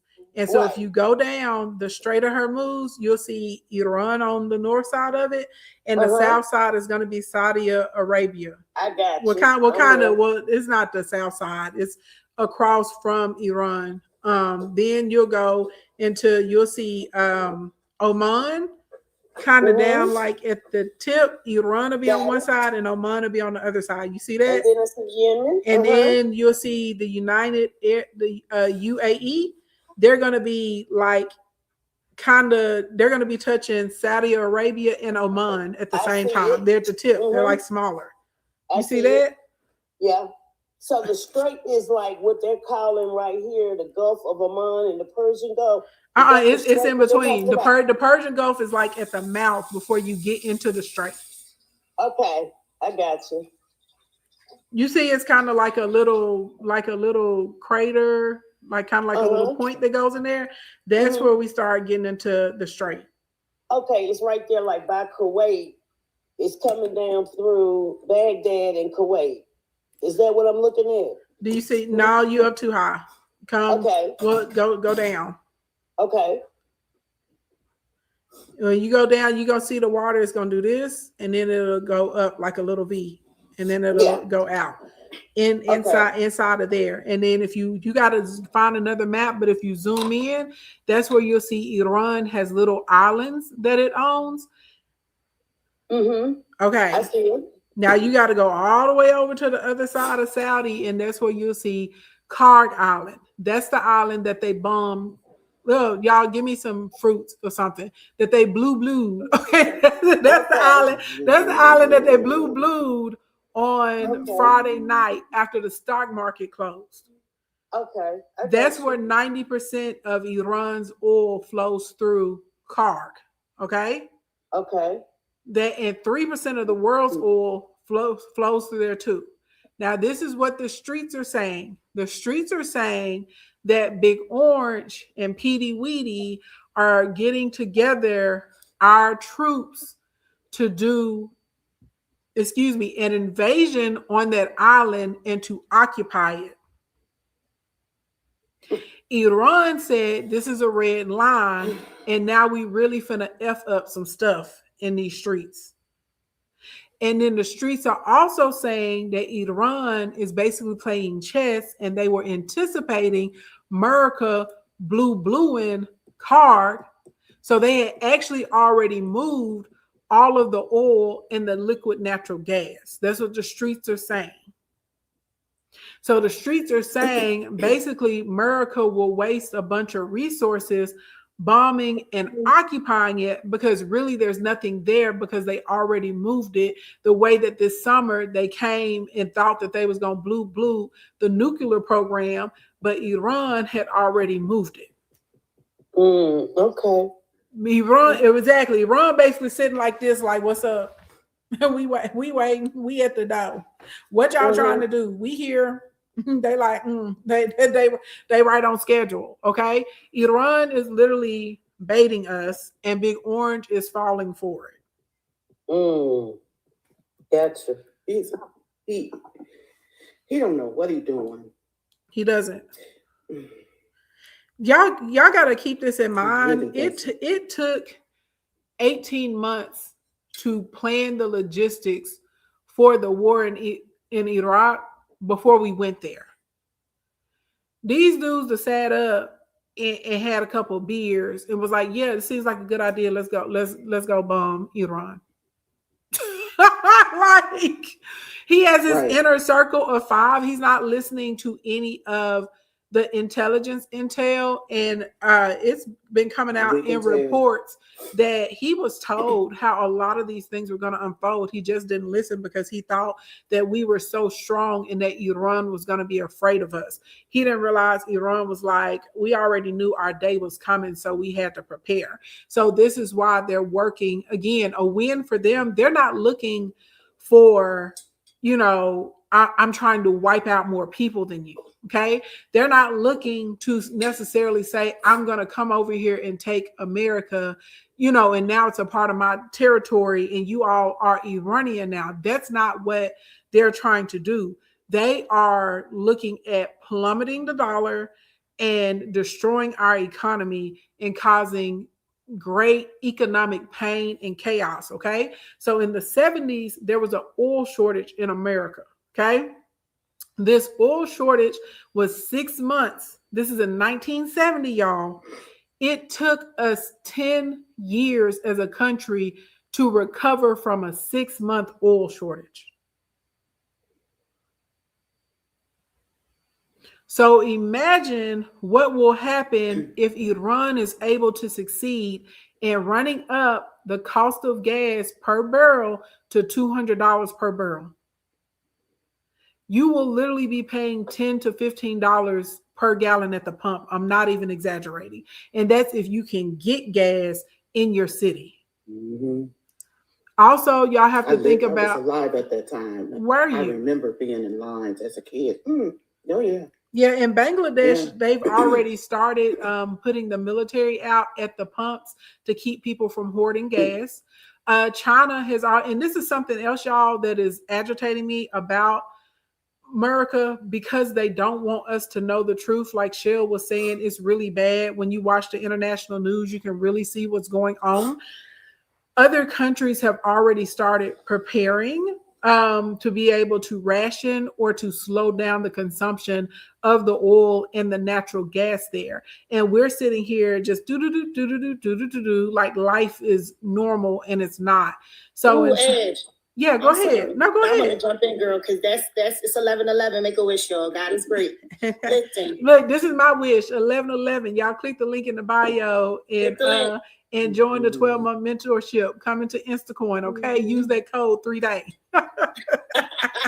Shameless. It's shameless. Boom. Right now. That's right. That's right. Listen, good evening, everybody. I just want to get on and hop in on the social economic, the history. I mean, not the history. The geography lesson was just dope. Y'all just broke it down, right? The thing about it is, on the sociology level, right? Mm-hmm. Which I heard you say earlier, like people just acting like it's not a war. Like war brings a lot of things. It's not just, we see the bombs flying in the air, because that's crazy. That song, when you think about it and you see what's going on, that's crazy, right? Mm-hmm. But people don't understand. We looking at these kids and their army fatigues and on the reserves and stuff, doing TikToks and not paying attention. Like, this is war. This is real. Right. And it affects everything. Your mental, it affects your family. What do people do when they can't feed their family? It raises crime. It does everything. It's not just it's a trickle down effect. And I love what you do and how you've been doing it all this time. Because the truth will set you free. But first, it'll piss you off. Did you hear that before? That's right. Okay, so we pissed off about the fact that this is, but we already know the book say what it say. I'm not even. I'm just I know. going. Hey, and I'm picking up what you're putting down. I love when you say that. So the thing about it is that you have to change your mindset on how we going to do this. Us as a culture, we have to be very much aware of what's going on. Which is why I'm saying the geography part is important, and you showing us that map and being able to point these things out. We need to know, but you got to know what's going on in your street, on your block, who's eating, who's not eating, who got food, who don't, because at a point, it's just the trickle down. Mm-hmm. And you have to have that mindset. You can't just be oblivious, everybody acting as if it's not as real and as true and as hard as they're going. They're going hard. Yeah. I And think that's what they want you to be jaded in your mind. I ain't saying This is fearful. America. I'm just saying I honestly don't think that they But- want you to be jaded. They want you to be unaware, and I will honestly Right. say blindsided, because at this point, Yeah. they because of their arrogance and their ego, they still Mhm. think that there's some way that they can back that they out can of this maneuver. and just Mhm. reverse Mhm. everything. Mhm. And at this point, it's gotten too big, because Mhm. he had a whole crash out.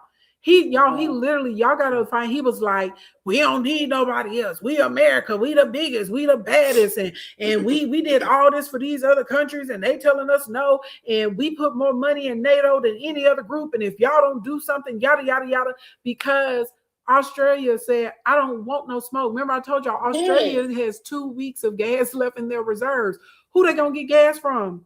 And and then think about where Australia is on the map. How are they gonna get the gas to them? You see what I'm saying? They have to have good relationships with these countries. When you look at Europe, if Europe is not getting their oil from Qatar, and let me show y'all what Qatar is. Okay, Qatar is right in here. Okay, so this part over here, this is still Iran, y'all. Iran is big. It's big. Okay, Iran is big.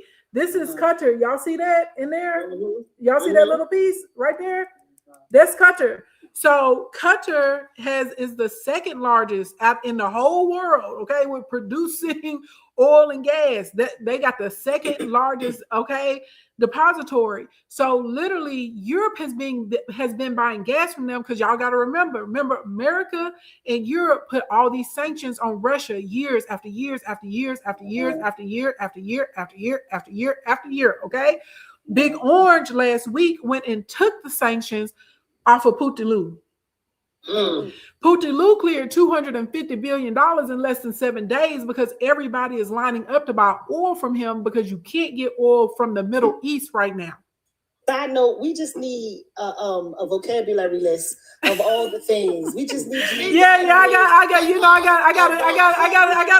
gotta speak in code, because y'all know they snatching people's pages down left and right. So okay, so Putin, the cold place, the big country that starts with an R. That's Putin. Yeah, I got you. Okay. Netty Net or BB. Netty Net, my favorite. That's the one we're trying to figure out. Hey Anthony, what's going on, brother? We're trying to see if he's still alive. We're trying to figure out if he'd have met the Lord, or if he'd have met Satan. We don't know. Right now, they ain't looking too good. He's from Philly, right? No, he's from Philly. Yeah, he's from Philly. He grew up here. I'm from Philly, y'all. He's from Philly. That's crazy. That's crazy. That's crazy. So crazy.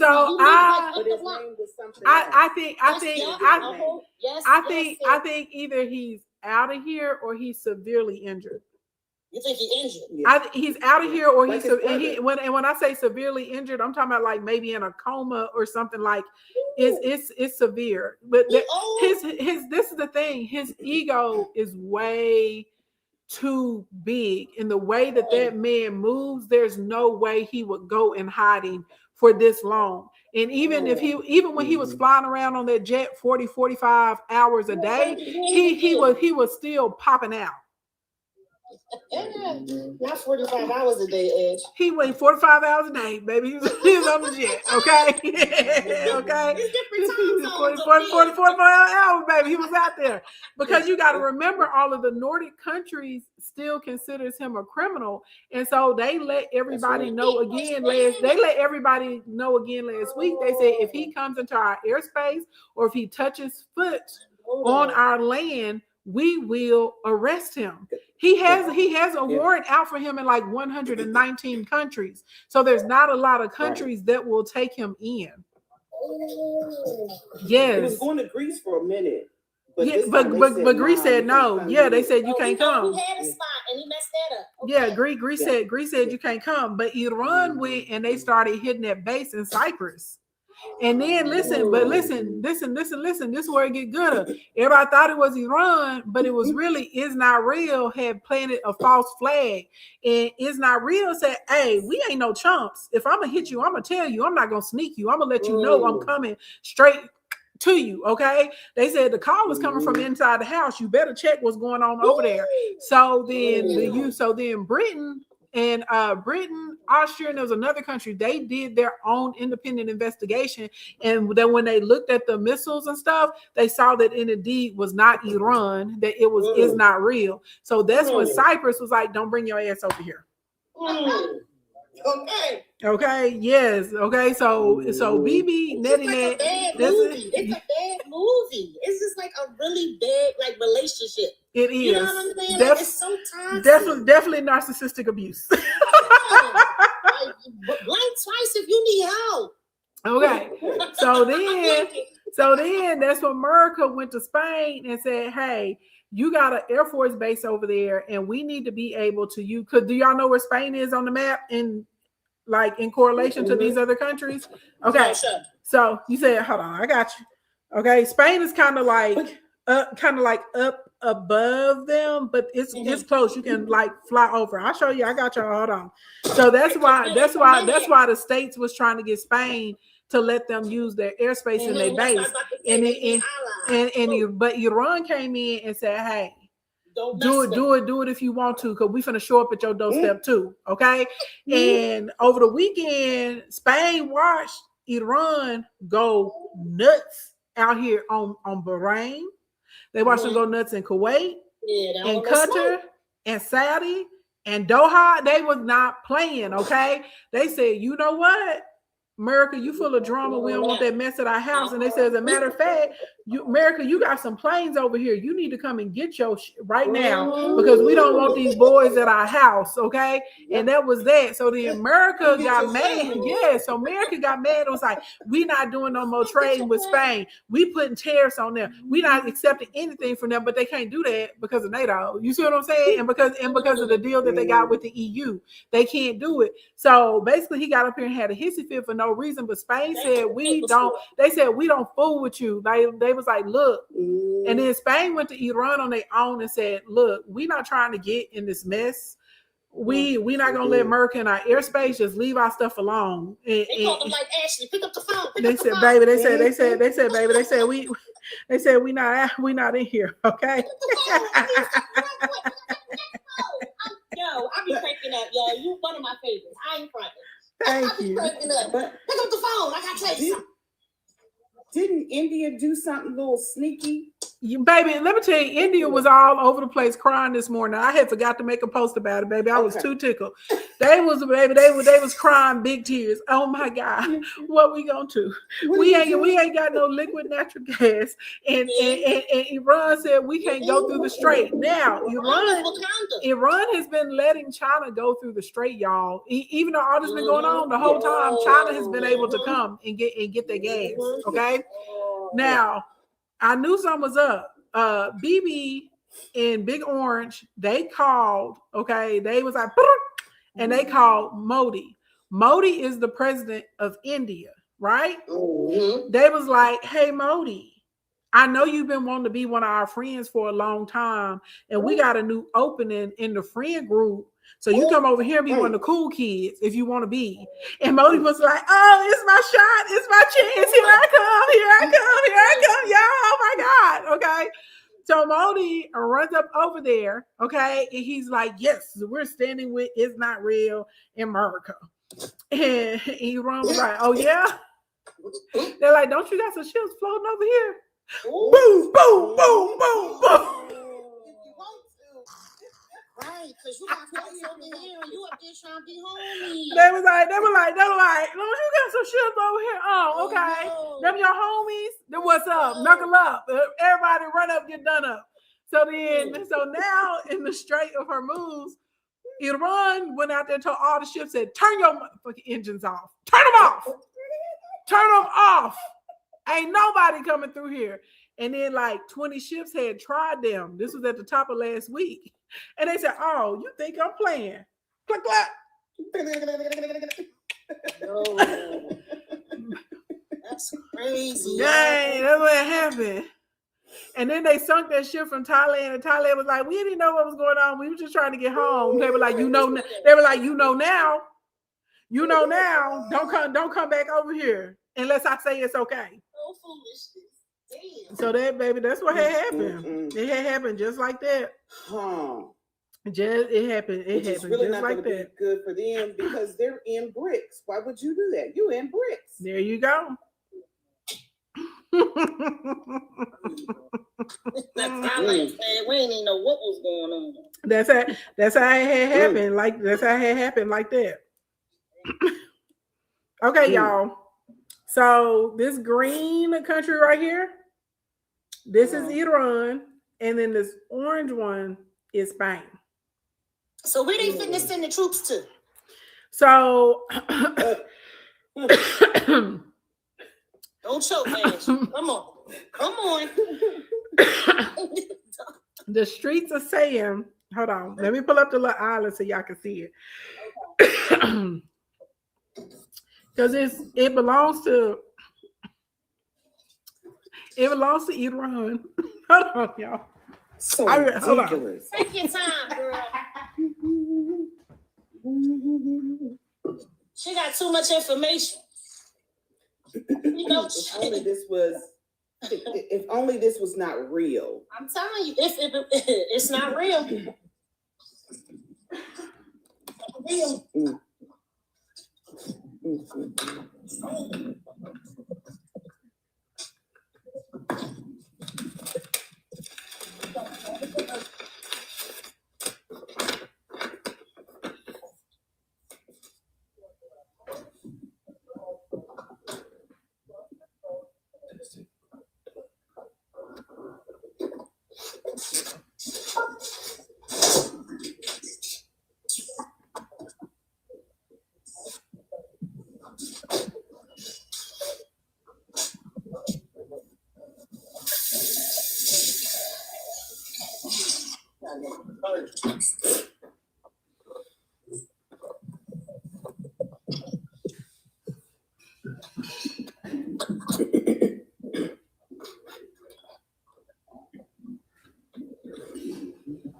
In other news, the TSA people still acting up. They ain't getting no money.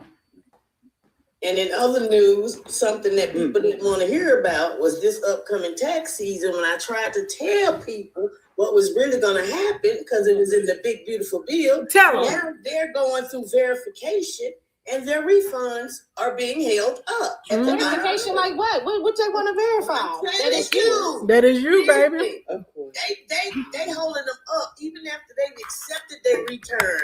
They want them to go extra steps to verify they are who they are. Listen, and so you King Tax Services. That's why I told them where they need to be. It is going so they can start making money. I told y'all everything that you are used to or accustomed to that you can pull additional coins or funds from is not. Even Chase, like JP Morgan Chase and BlackRock, they are putting withdrawal limits on their users right now. Okay, if you hold accounts with them and you invest with them, they are putting caps on what you can pull out. Even at retirement age, some of the retirees that I do, Yes, they are ending up barely owing the IRS. And the thing about it is what people don't understand is the IRS is run by computers and AI now. Come on. Because Orange went in there and fired all them peoples. Mm-hmm. Because they wouldn't give him the list of the EIC people with children. Come on. So they And can know where the said kids he at. got But he went in there and fired everybody. Sure So did. they know where the kids at. Ooh. Yes. Baby, so And there. know what households to hit. Okay. Okay, that's all I gotta say. Look, about look, that. and you said what needed to be said, King Tax Services. Y'all make sure y'all follow her, okay? I was trying to be nice. You know, and say it nice. Why? You can't say it nice. Like, look, let me tell you this. You can't say it nice. I have told so many people what's up. People slide in my inbox every day. Oh, I follow your news. Sure. What do I need to do? What do I need to do? I tell them what they need to do. I don't know how to do that. Come into Instacoin. That's it. You got to go through me, or you got to go through somebody else, and you ain't gonna find nobody cheaper than me that's doing everything I do. It was not just me; it's a whole team of us. But they gonna be caught up in a scam. that part, because that's what people do. They go, "Oh, I should have came to you. I went over there and they took all my money, and now we." Hey, And I can't even write off. They told me it was a tax write-off, and it's not a tax write-off. Okay, let me shut up.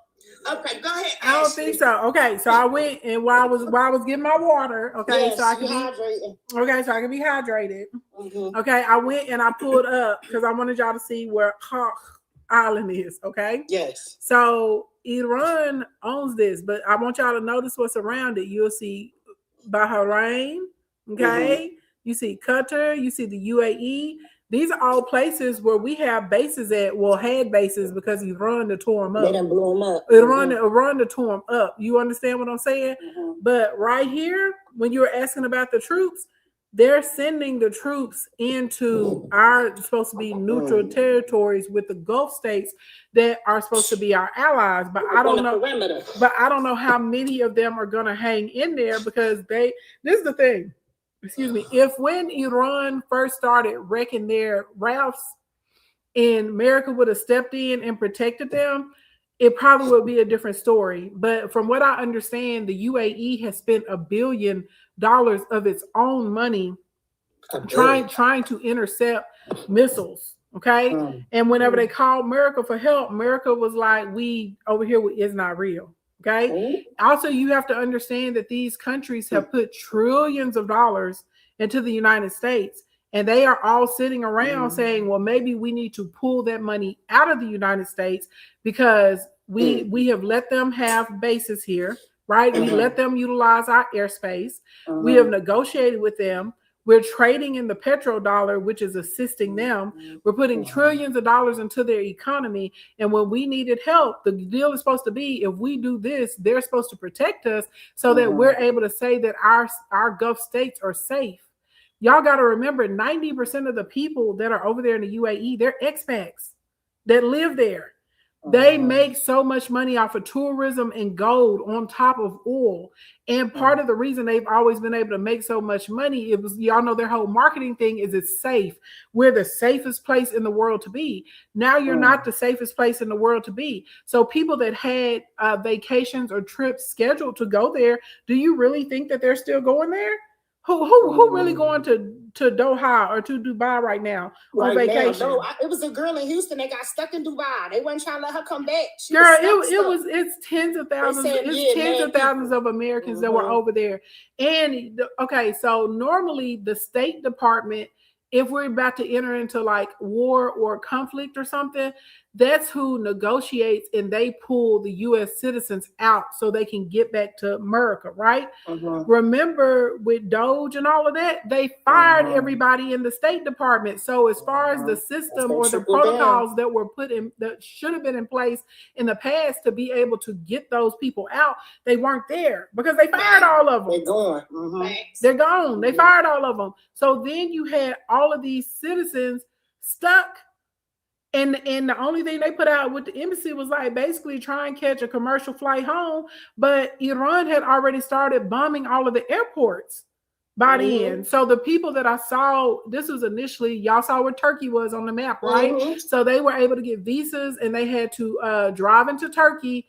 And then they went from Turkey to India. They would take like a bus or they would drive into there.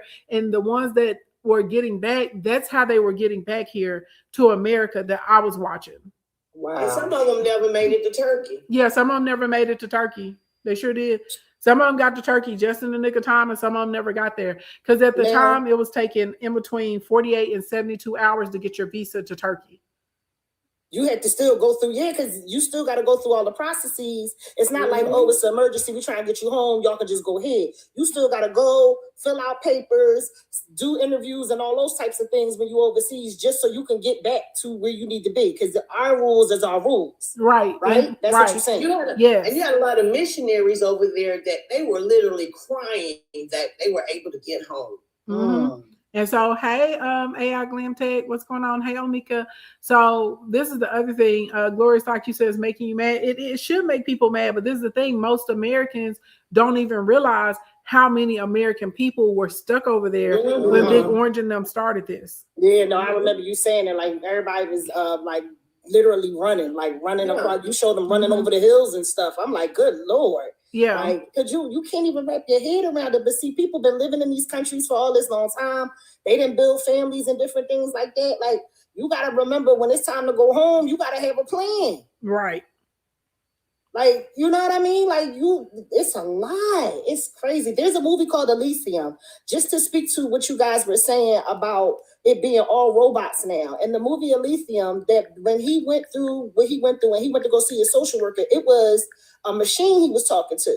And I was like, it clicked in my head at that time. I'm like, oh, so it's not going to be any empathy or sympathy. It's going to be, here, take this pill, you go ahead, and that's just what it is. So that's what all these things are translating to. Like, it's not going to be somebody on the receiving end to say, oh, yeah, I can do this for you, or let me do this for you. The robot going to say, take this and keep it moving. That's it. You That's kicked it. out, you in, you out. That's it. That's it.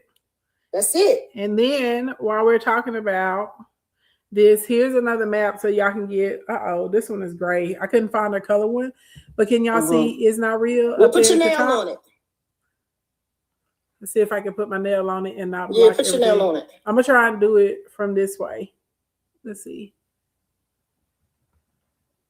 See up there in the corner? Mm-hmm. That's It's Not Real. Mm-hmm.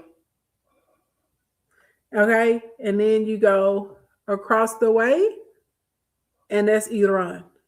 Mm-hmm. Okay. And then remember down here, this is Saudi in this big gray area. And down there at the bottom, there's Yemen and Oman. And remember, so Yemen is firing up. Yemen is firing up from here to here to hit It's Not Real. So they coming in on the south side, right? You got Iran, they're going boom to Straight boom across. over here, across to them, like boo, boo. Like they're basically doing. Get out or in crossfire.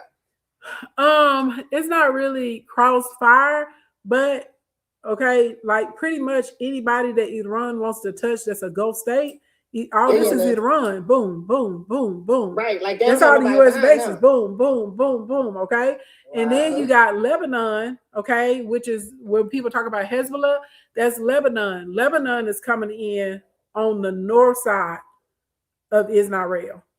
Okay, like that. So that's and so Hezbollah and Iran are coordinating their strikes into Is Not Real. Oh, they dumping. They dumping.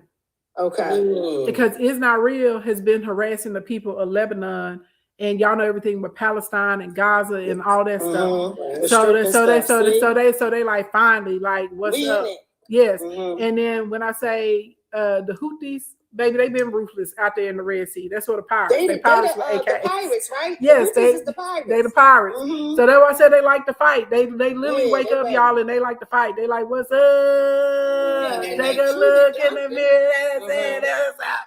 Okay, they get up saying what's up, what's happening. Yeah, and I saw where the Red Sea is really red, and they was talking about how the blood was turning the sea red, and I was like, wow. Yes. So it's just blood. It's Holy Land. I be hearing Jerusalem name in there, like it's Holy Land. And then this is Jordan. Ain't nobody really messing with Jordan. They just pop up like once a week and they want to cry and be like, oh my God, the destruction. Oh my God. Oh my God. But actually, it's destructive over here. They crying for real. Yeah, they for real. Jesus. Jordan every week. Somebody pay attention to me, okay? And then Kim Jong Un be out there. He be like, "Hey, let me fire some missiles. Pew, pew, pew, pew." And he be like, "Who want me to come and fight? I want to be in the fight." And don't nobody want no part. Korea just over there that way. He just trying to get in. Nobody really want to be there. He like, man, come on. I got cool toys. I got weapons. I can put up with y'all. Let me drive the drive-by car or something. All right. Just want to be in it. Right. Just want to be in it. So he like, I stand with Iran. Okay. But that's what I'm saying. Like when you were explaining about how everybody came, like how Trump keep trying to get people in it. That's like when you go out with you go out with a friend and she bring a couple friends and then those friends get into something. Like we all came together, girl, but I don't really know you like this. You know what I'm saying? Like, I mean, I'm down for I'm the buddy system through and through. If we roll together, we rolling. But I just met y'all. Now, I feel like this girl. It's not the beef with the girl. It's like if somebody attacks you, then yeah, I'm a fight back. But if you're starting something with somebody, or you got some beef for 10 years, and I just met you 10 minutes ago, girl, you need to handle it. Right. Y'all been beefing for 10 years, and like, come on, you know, like it's just the functionality of it. Like you can't start something and you don't want to bust a grape in a food fight, but you want everybody to fight for you. That's crazy. You want to start something and then hide your hand like you ain't did nothing. Right. King Tax Services. Right. You see what I'm talking about the little A that goes in there? That's the Strait of Hormuz. Okay, I got you. Yeah, that's why I was telling you. That's why you was in the area when you were talking about the Gulf of Persia and stuff. That's why I was like, no, I was like, it's kind of like the opening, like move on in there. Yeah. But that's the little. I got my iPad. Look, I got my iPad. Yeah, that's the little point I was talking about. That's the strait. That's where it's at. She taught us to have multiple devices, honey. I got to pull it up on my iPad. Actually, you got to get the old school Mac and just open it up for us in the back. Right. They get a big board and plastered across. Today, class. This is where put some pins, push pins. Yes. Now look, when you look at the strait, now remember this big grade, this is Iran right here. Okay. That's the strait right there. Look at that. That's the UAE. That's Oman. That's right where they're there. trying to get in it. You see what I'm saying? Wow. That's Koch right there. That's what the United States just went and blew Friday night. Okay. But look, Yemen right there. So that's why when I tell y'all, they be like, they call their cousins from their dead side, Yemen, to come outside. Yemen be like, what's up? And Yemen just float right on out there. Right on through. Right on through there. So who right? You see what I'm saying? And people gotta come out. Boom, where you going? Yeah, and look, and then on this side of Yemen that y'all can't see, that's the Red Sea over there. So Yemen got them covered on both sides. On both sides. Yeah. So you know they know all the back roads. Because that's their place. Like when you come to somebody's house, you get what you're looking for. That was the rule back in the day. If you come to the house, whatever I got in here for you is what you're gonna get. Yep. Actually, speak on the bright ideal they or he had in terms of making another route through the strait, bombing something. Yeah, that's you hear him say that. Yeah, that ain't gonna work. That's what I said. It's a great idea. I know. So Ashley, you was first saying that they was blowing up stuff. It's not gonna work. when you was first saying that they was blowing up stuff in the water, is that what you was talking about when you first started saying they was blowing up stuff in the water and nobody was talking about it? You was like, "It's stuff going on in these waters and these seas that y'all don't even know about." Yeah. And you kept saying it. So that was where all of that is in the strait. That was all in the strait. So that's just kind of like this whole, let me see if I can find a map that'll kind of give a better overview, because it's not just the strait. So like, okay, hold on. Okay, you see where Kuwait and Bahrain and Qatar are? This is like the Persian Gulf. Right. Okay. So they had smoke going on in there. The strait is right here. Okay. You see how it goes up into that little portion? Yeah, the little crook. That's the strait right there. Okay. Okay. So, but all of this is the Persian Gulf. And then if you go out, when we get into here, this is the Arabic Sea. Okay. Right. Then you go over here to this side, and this is where we start getting into the Red Sea. So all up and through here, okay, in the water, stuff been going on. And now I see, looking at another map, how Africa plays into part. Yes, because Africa is right on the other side of Saudi Arabia. So here's Saudi Arabia, and boom, now you on the continent of Africa. Oh, that's why they was calling Ghana? Yeah. Yeah. So that's why they was calling Ghana, because this is Egypt right here. Yeah, So like you can go Egypt through this land, like, you see what I'm saying, from here to here. Ooh, that's Africa. That's Egypt right there. Yep. And then And I you see go. the Gaza Strip. Yep. And then you go through here. There's Jordan and Syria. You see what I'm saying? Israel, all of that is right there. Yes. Right there, West Bank. Yes. Syria, Yes. Lebanon, Israel, Jordan. Right. And so now you can see, and now you can see how Lebanon can hit Israel like that coming in from the other side. Yes. Yeah.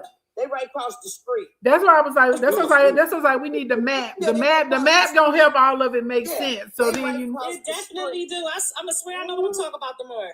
I got it pulled up on my iPad, so I'm following you, Ashley. Yeah, pick up what I'm putting down. So when I hear them talk about it, I know what they're talking about. That's what I'm saying. Yes. It's important. It's important. It's to be very knowledgeable, important. You know? And so hold on. So let me show y'all China, because if this is Iran right here, China is gonna go over this way to the east of me. Okay, and then you got Saudi and Africa to the west. So yes, exactly. Okay. So I'm going to show you China, because Iran and China work well together, and they built their railroad and they opened it up last year. So on the back end, Iran and China have been shipping things Got to a each connection. other too. That yes, they got a direct connect. So let me show you. Okay. Let's see where we at. You gotta know There where goes you're China from. right there.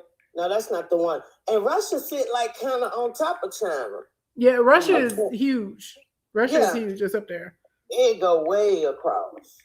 Let me go back. That's in another map. It's cold. Potatoes, vodka, and oil up there. Okay. And now he got all that money. Potatoes, vodka. Now he got. Potatoes, vodka, and Everybody oil. got oil. Everybody got oil, but they don't have as much oil as right there in the Middle East.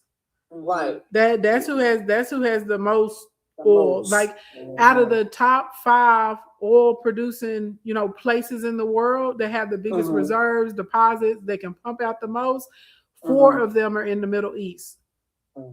Iran has number 4, China has number 3, Qatar has number 1, I think Saudi has number 2, but they're all there in that area. So that's why there's always a lot going on in that part of the world. I won't. Okay. Just open that. So this one will help you guys. So the big red is China and the green is Iran. Okay. And so they built a railway that does this. Straight to. So they don't even have to go. So when China, like normally when China is going by ship, they have to go all down around all here to get their gas. You see what I'm saying? And they liquid natural gas to come on back. But now, so now they can do both. Okay. You see what I'm saying? Ain't no coincidence. No, that's what I'm saying. Iran has been preparing for this. Okay, Rashida said if you use your Google Maps, you can see it clearly. You can. They have been preparing for this, and so our government.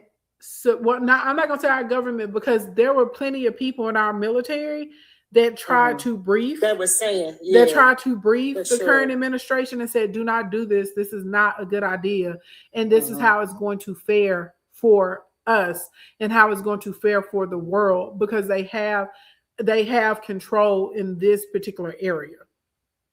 Okay, and y'all remember when Big Orange came in, he cleared out a lot of our military commanders and lieutenants and leaders, especially the ones that were.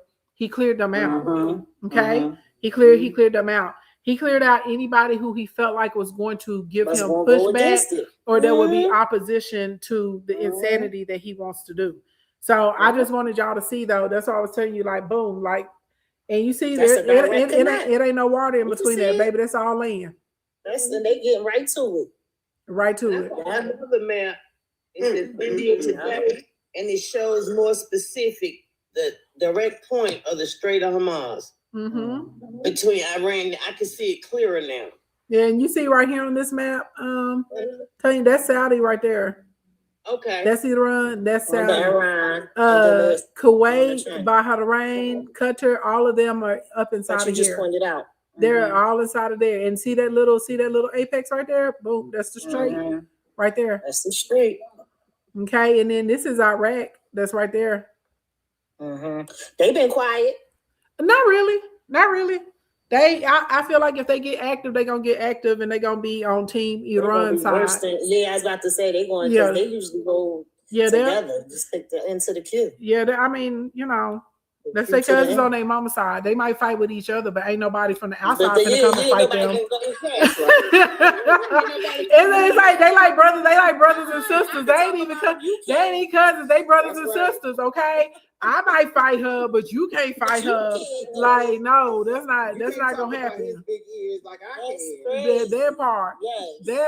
That's what's going on over there. So realistically, and I'll be honest, I don't really think that they're out of it. I just think that they're being quiet, so they're neutral on the geopolitical front, but behind the scenes I already think that they have an agreement with one another. That's just my opinion personally. The same way I knew that France already had an agreement with Iran. They didn't come out and say it. They finally just came out a couple of days ago and was like, they told the world, they told the UN, they said, we're not going to be engaging in this illegal war that the United States is having with Iran. We feel that diplomacy is the best option. But remember, I had told y'all like last week, I was like, I think France already called Iran and made a deal with them and was like, hey, if you don't fool with us, we won't fool with you. Like we know the US want us to do whatever, but we're not trying to do it. I saw a news conference probably like maybe like a month and a half ago, and it was all of Europe, and they was like, we not trying to do any of it. We don't want no parts. They were talking to each other. And I'm like, they like, oh no, we not rolling with Trump on any of these things. Like, we not feeling any of it. And I'm just like, if they meeting with each other already, they you know what I mean? They already making rolls. So it makes sense what you're saying now, because everybody already had their preliminaries. Right. Everybody's already been briefed. And did y'all see what I'm saying? And did y'all see the president of Brazil came out and was like, hey, we're a peaceful people.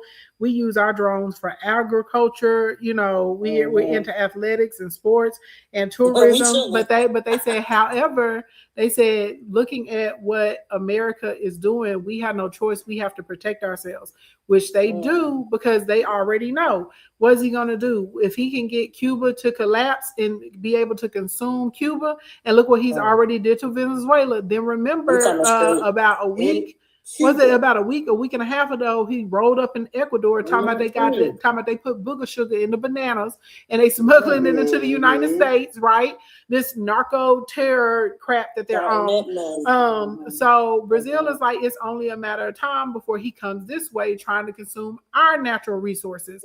And he was like, so we have to start building up our defenses. So that's why I was like, people, they got it right here, clear as day. Breaking news: Iran announced new restrictions in the Strait. Only ships from China, Russia, and India will be allowed to pass through. Iran said, "Bring it on." Yeah, India had a backpedal and pop. And the only reason I'm gonna be cool, keep it a bug. The only reason Iran is even giving India a pass is on the strength of China and Russia, because y'all remember the BRICS coalition. BRICS is Brazil, Russia, India, South Africa, and China. But they got a good eye on them though. They got that because you done already showed a hand that's not cool. So right. India is a fence straddler. India gonna end up getting their behind bust before the end of it. Because India trying to play both sides.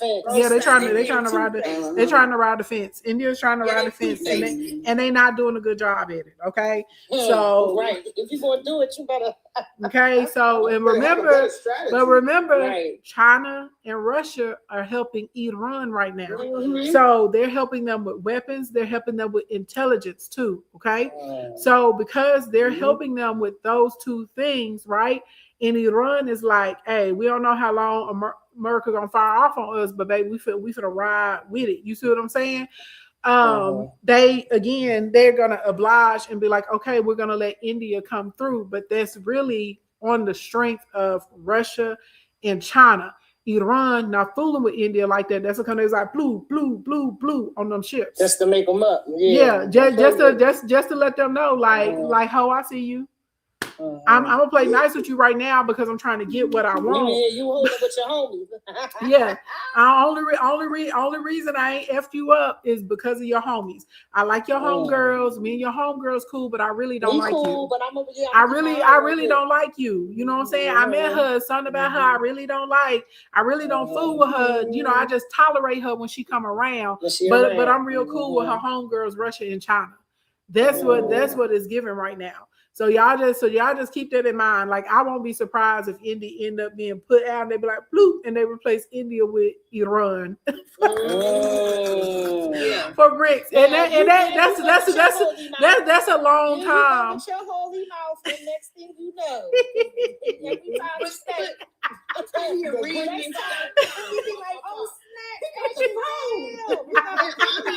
I'm in class because I just found out that China purchased 90% of Iranian oil. Yes. So remember when all this started? North Korea. What you want to know about them, girl? North Korea. What you want to know?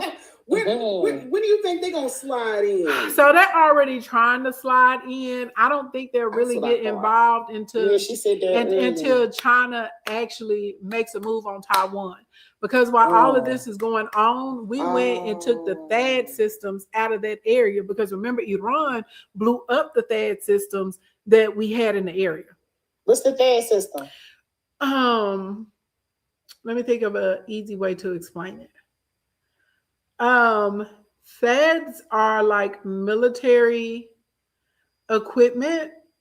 Okay. And they help with, I guess, alerts or being able to track. Tracking is the word I'm looking for. They're going to help with tracking different things and securing perimeters. Okay. And they so also it's like border control. So they took them out of there. No, because I mean, there's a weaponry component to it too. I'm being like simplified of it, but they're crazy expensive. Okay, and our military uses them to help us have the advantage on the op, so they can't get the drop on us. Yeah, and so it's like intelligence equipment. It's security. Security. Yeah. So basically, Iran destroyed a lot of our systems that were in the Middle East on the basis. And if you go now, this is the thing, you got to go to like Al Jazeera has some images and some videos, and Wayan has some images and some videos, and RT has some images and some videos. Okay. And you can look at the satellites and you can see what it looked like before, and you can see what it looked like after. Now, the reason you're going to have a hard time getting direct images on the ground is because a lot of Americans don't know this, but the governments over there, they are discouraging their citizens from sharing pictures and videos. And they're discouraging them by threatening them with up to 5 years of jail time and prison time. They trying to keep their peace. No, they trying to keep it low because it's crazy how they don't war and everything's on TV, on the internet. You know, they don't want the world to see the destruction because again, Iran and Hezbollah they underestimated Iran big time. They underestimated them big time. And Iran was strategic. They were like, let's go take out the sonar systems. Let's go take out the trackers. Let's go take out the THAADs. Israel's Iron Dome. Okay, I'm gonna put it to you like this. I don't have any proof. This is just my observation. During that little 12-day war, y'all remember that last summer? And Big Orange was like, I made peace. I need a Nobel Peace Prize. Yeah, he was Okay, the Iron Dome uses they they like intercept missiles when they're coming in. Okay, right. they're supposed to detect them, they track them. The missile is coming, nobody cares because their system goes pow, pow, pow, and fires off another one to get rid of it. Okay, so when the 12-day war first started, they were firing off like Iran was firing off a huge amount, like okay. The Iron Dome was working and it was intercepting them, but I personally believe that Iran was learning the dome. That's what I don't think they would. I don't think that. I think yes, because once it got towards the end of the 12 days, Iran wasn't firing off as many missiles. They were firing off fewer, but they were landing. More target. They were getting through the dome. You see what I'm saying? So I feel like one of Iran's strategies is when they're firing off all of those drones and stuff like that, they're not doing it like out of desperation, like, oh, we just gonna hit you with a bunch of stuff. They're analyzing the points in the dome. They're looking at what type of missiles they're using to, like counter or knock things out. That's what they're doing. These people are really smart. They're highly intelligent. You understand what that's what I tell people. They literally created like algebra or geometry. I'm not even joking. Like that. This is Persia. Like the Persians have been around since the Bible, y'all. So many people have tried to take them on, and they're not successful. So and they rich. Right. So whenever we look at the way that they're firing, and because they're working with Russia and China on the intelligence side, I strongly feel that they knew that Iran was limited in interceptor missiles to start with. And so part of their initial waves first phase was literally just to get Israel to exhaust or to severely deplete its supply. So now they really have to focus on what they're going to defend. I genuinely believe that, because again, with their 12 days, at the end, they weren't firing off as many, but what they were firing off was getting through the dome. So that's why I said I strongly feel like they're analyzing and landing and saying these are the points or these are the coordinates where we can get through. And they're using these big clunky missiles that are too slow to keep up with the drones, because America was having to fire off 2 to 4 missiles to stop one drone. So you said that was billions a day, and they drones is like 40,000. The drones are like 50,000. Our missiles are $1 to $4 million.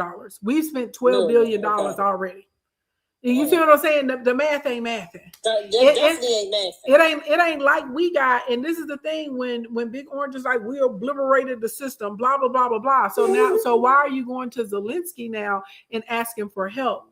And y'all remember how him and Vance Pants clowned the mess out of Zelensky and tried to embarrass that man. But now they're because they've been fighting Russia. They know how to deal with these drones. They know how to handle them. So now, and y'all remember Big Orange was like, you don't have the cars, blah, blah, blah, blah, blah. Because Zelensky tried to warn him, was like, hey, bro, like, this was that, like, Big Orange was like, you don't talk to me. You ain't got the cars. You can't tell me what to do. And now here he is having to ask for help. So, right. So they're saying one thing to your face, but you really got to pay attention to what's happening. If we were dominating like that, first of all, them big B-2 bombers wouldn't be headed over to the Middle East right now. I seen them this morning. I don't know if their radars are still on, but I seen them when they was leaving. I seen what direction they was going in. Okay, that's number one. Okay, number two, we would not be trying to get all of these other countries to help us jump Iran, and everybody like, I'm not doing that, because y'all didn't have no business fooling with them people. Going over there. And we would not have to constantly be trying to infiltrate and trying to destroy and deplete their oil reserves, which realistically, even if you want to win the battle with Iran, that does not make sense, because in the meantime, that's going to keep driving up the price of crude oil for us here in America and all over the world. You see what I'm saying? So a lot of the things that they're doing don't make sense. And so I will not be surprised if they drag this out enough to the point where we do have boots on the ground. And I'm not talking about like 15, 20,000. You know what I'm saying? We got tens of thousands of soldiers going over there, because again, this has gotten into ego, because at this point, he doesn't want to say that Iran got the best of us or that they outsmarted us. You see what I'm saying? And he still wants to he still wants to have control excuse me, over their oil resources, right? Over their resources, because this is where all of this started. Because America started effing with these people's government like in 1947. It's been a long time. Yep. So how many of y'all believe that those battleships that Trump say he's gonna have before he leaves office is going to be built? Child, I ain't got no. With what money? With what money? Him and his. Is the White House still getting worked on? Let me tell you this. Him and his. Still making a hole? Exactly, Rashida. Let me tell you this. What money? Him and his cabinet are robbing us blind. Exactly. I don't even know if I could call it robbery. Like, was it just a stick up? Cause we see them doing it. It's in our face. They didn't even wait. They didn't even wait for us to go on vacation before they came to the house to take the money. They doing it in our face. So I don't. It's a stick up. It's a stick up. They not like they ain't even had a decency for us to wait till we go on vacation. At least a decent burglar wait till you go on vacation and break in your house. They just doing it right now in our face. Okay, they don't care. They right in our face. Say, look, I came for that for your piggy bank. Give it up. For your Social Security check. Give it up. I'm here. They there on the 1st and the 3rd of the month. Okay. When your check call. When they get them? Was it the second Wednesday of the month? Yeah. The second Wednesday of the month. Give me your check. You said they was holding up the income tax money. That's enough to tell you. I told them. That's another one. Look, they've been on me, and I'm like, I tried to tell y'all this last year, this summer, y'all. Now we don't want to hear about it. It's too depressing. Right. Or you fear mongering. You fear mongering. I'm not fear mongering. I'm trying to help you get prepared. I'm trying to get you prepared. I'm trying to get you prepared for what's coming.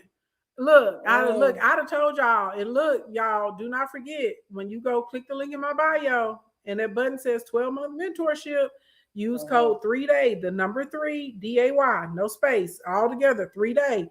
Because you're gonna need the help. You need to help with your investments. You need to help with your money. You need to help with your page. You need to help with your brand deals, your UGC, your side hustle.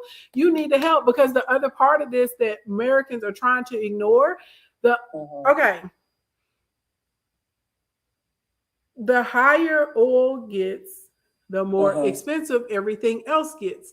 The more expensive things get, people start to slow down spending on extracurriculars. Companies don't make what they were looking to make in the earnings, so they do hiring freezes or layoffs. That's what happens. And trucks are no longer able. Let me tell you this: people are produce. They can't afford to run the refrigerator.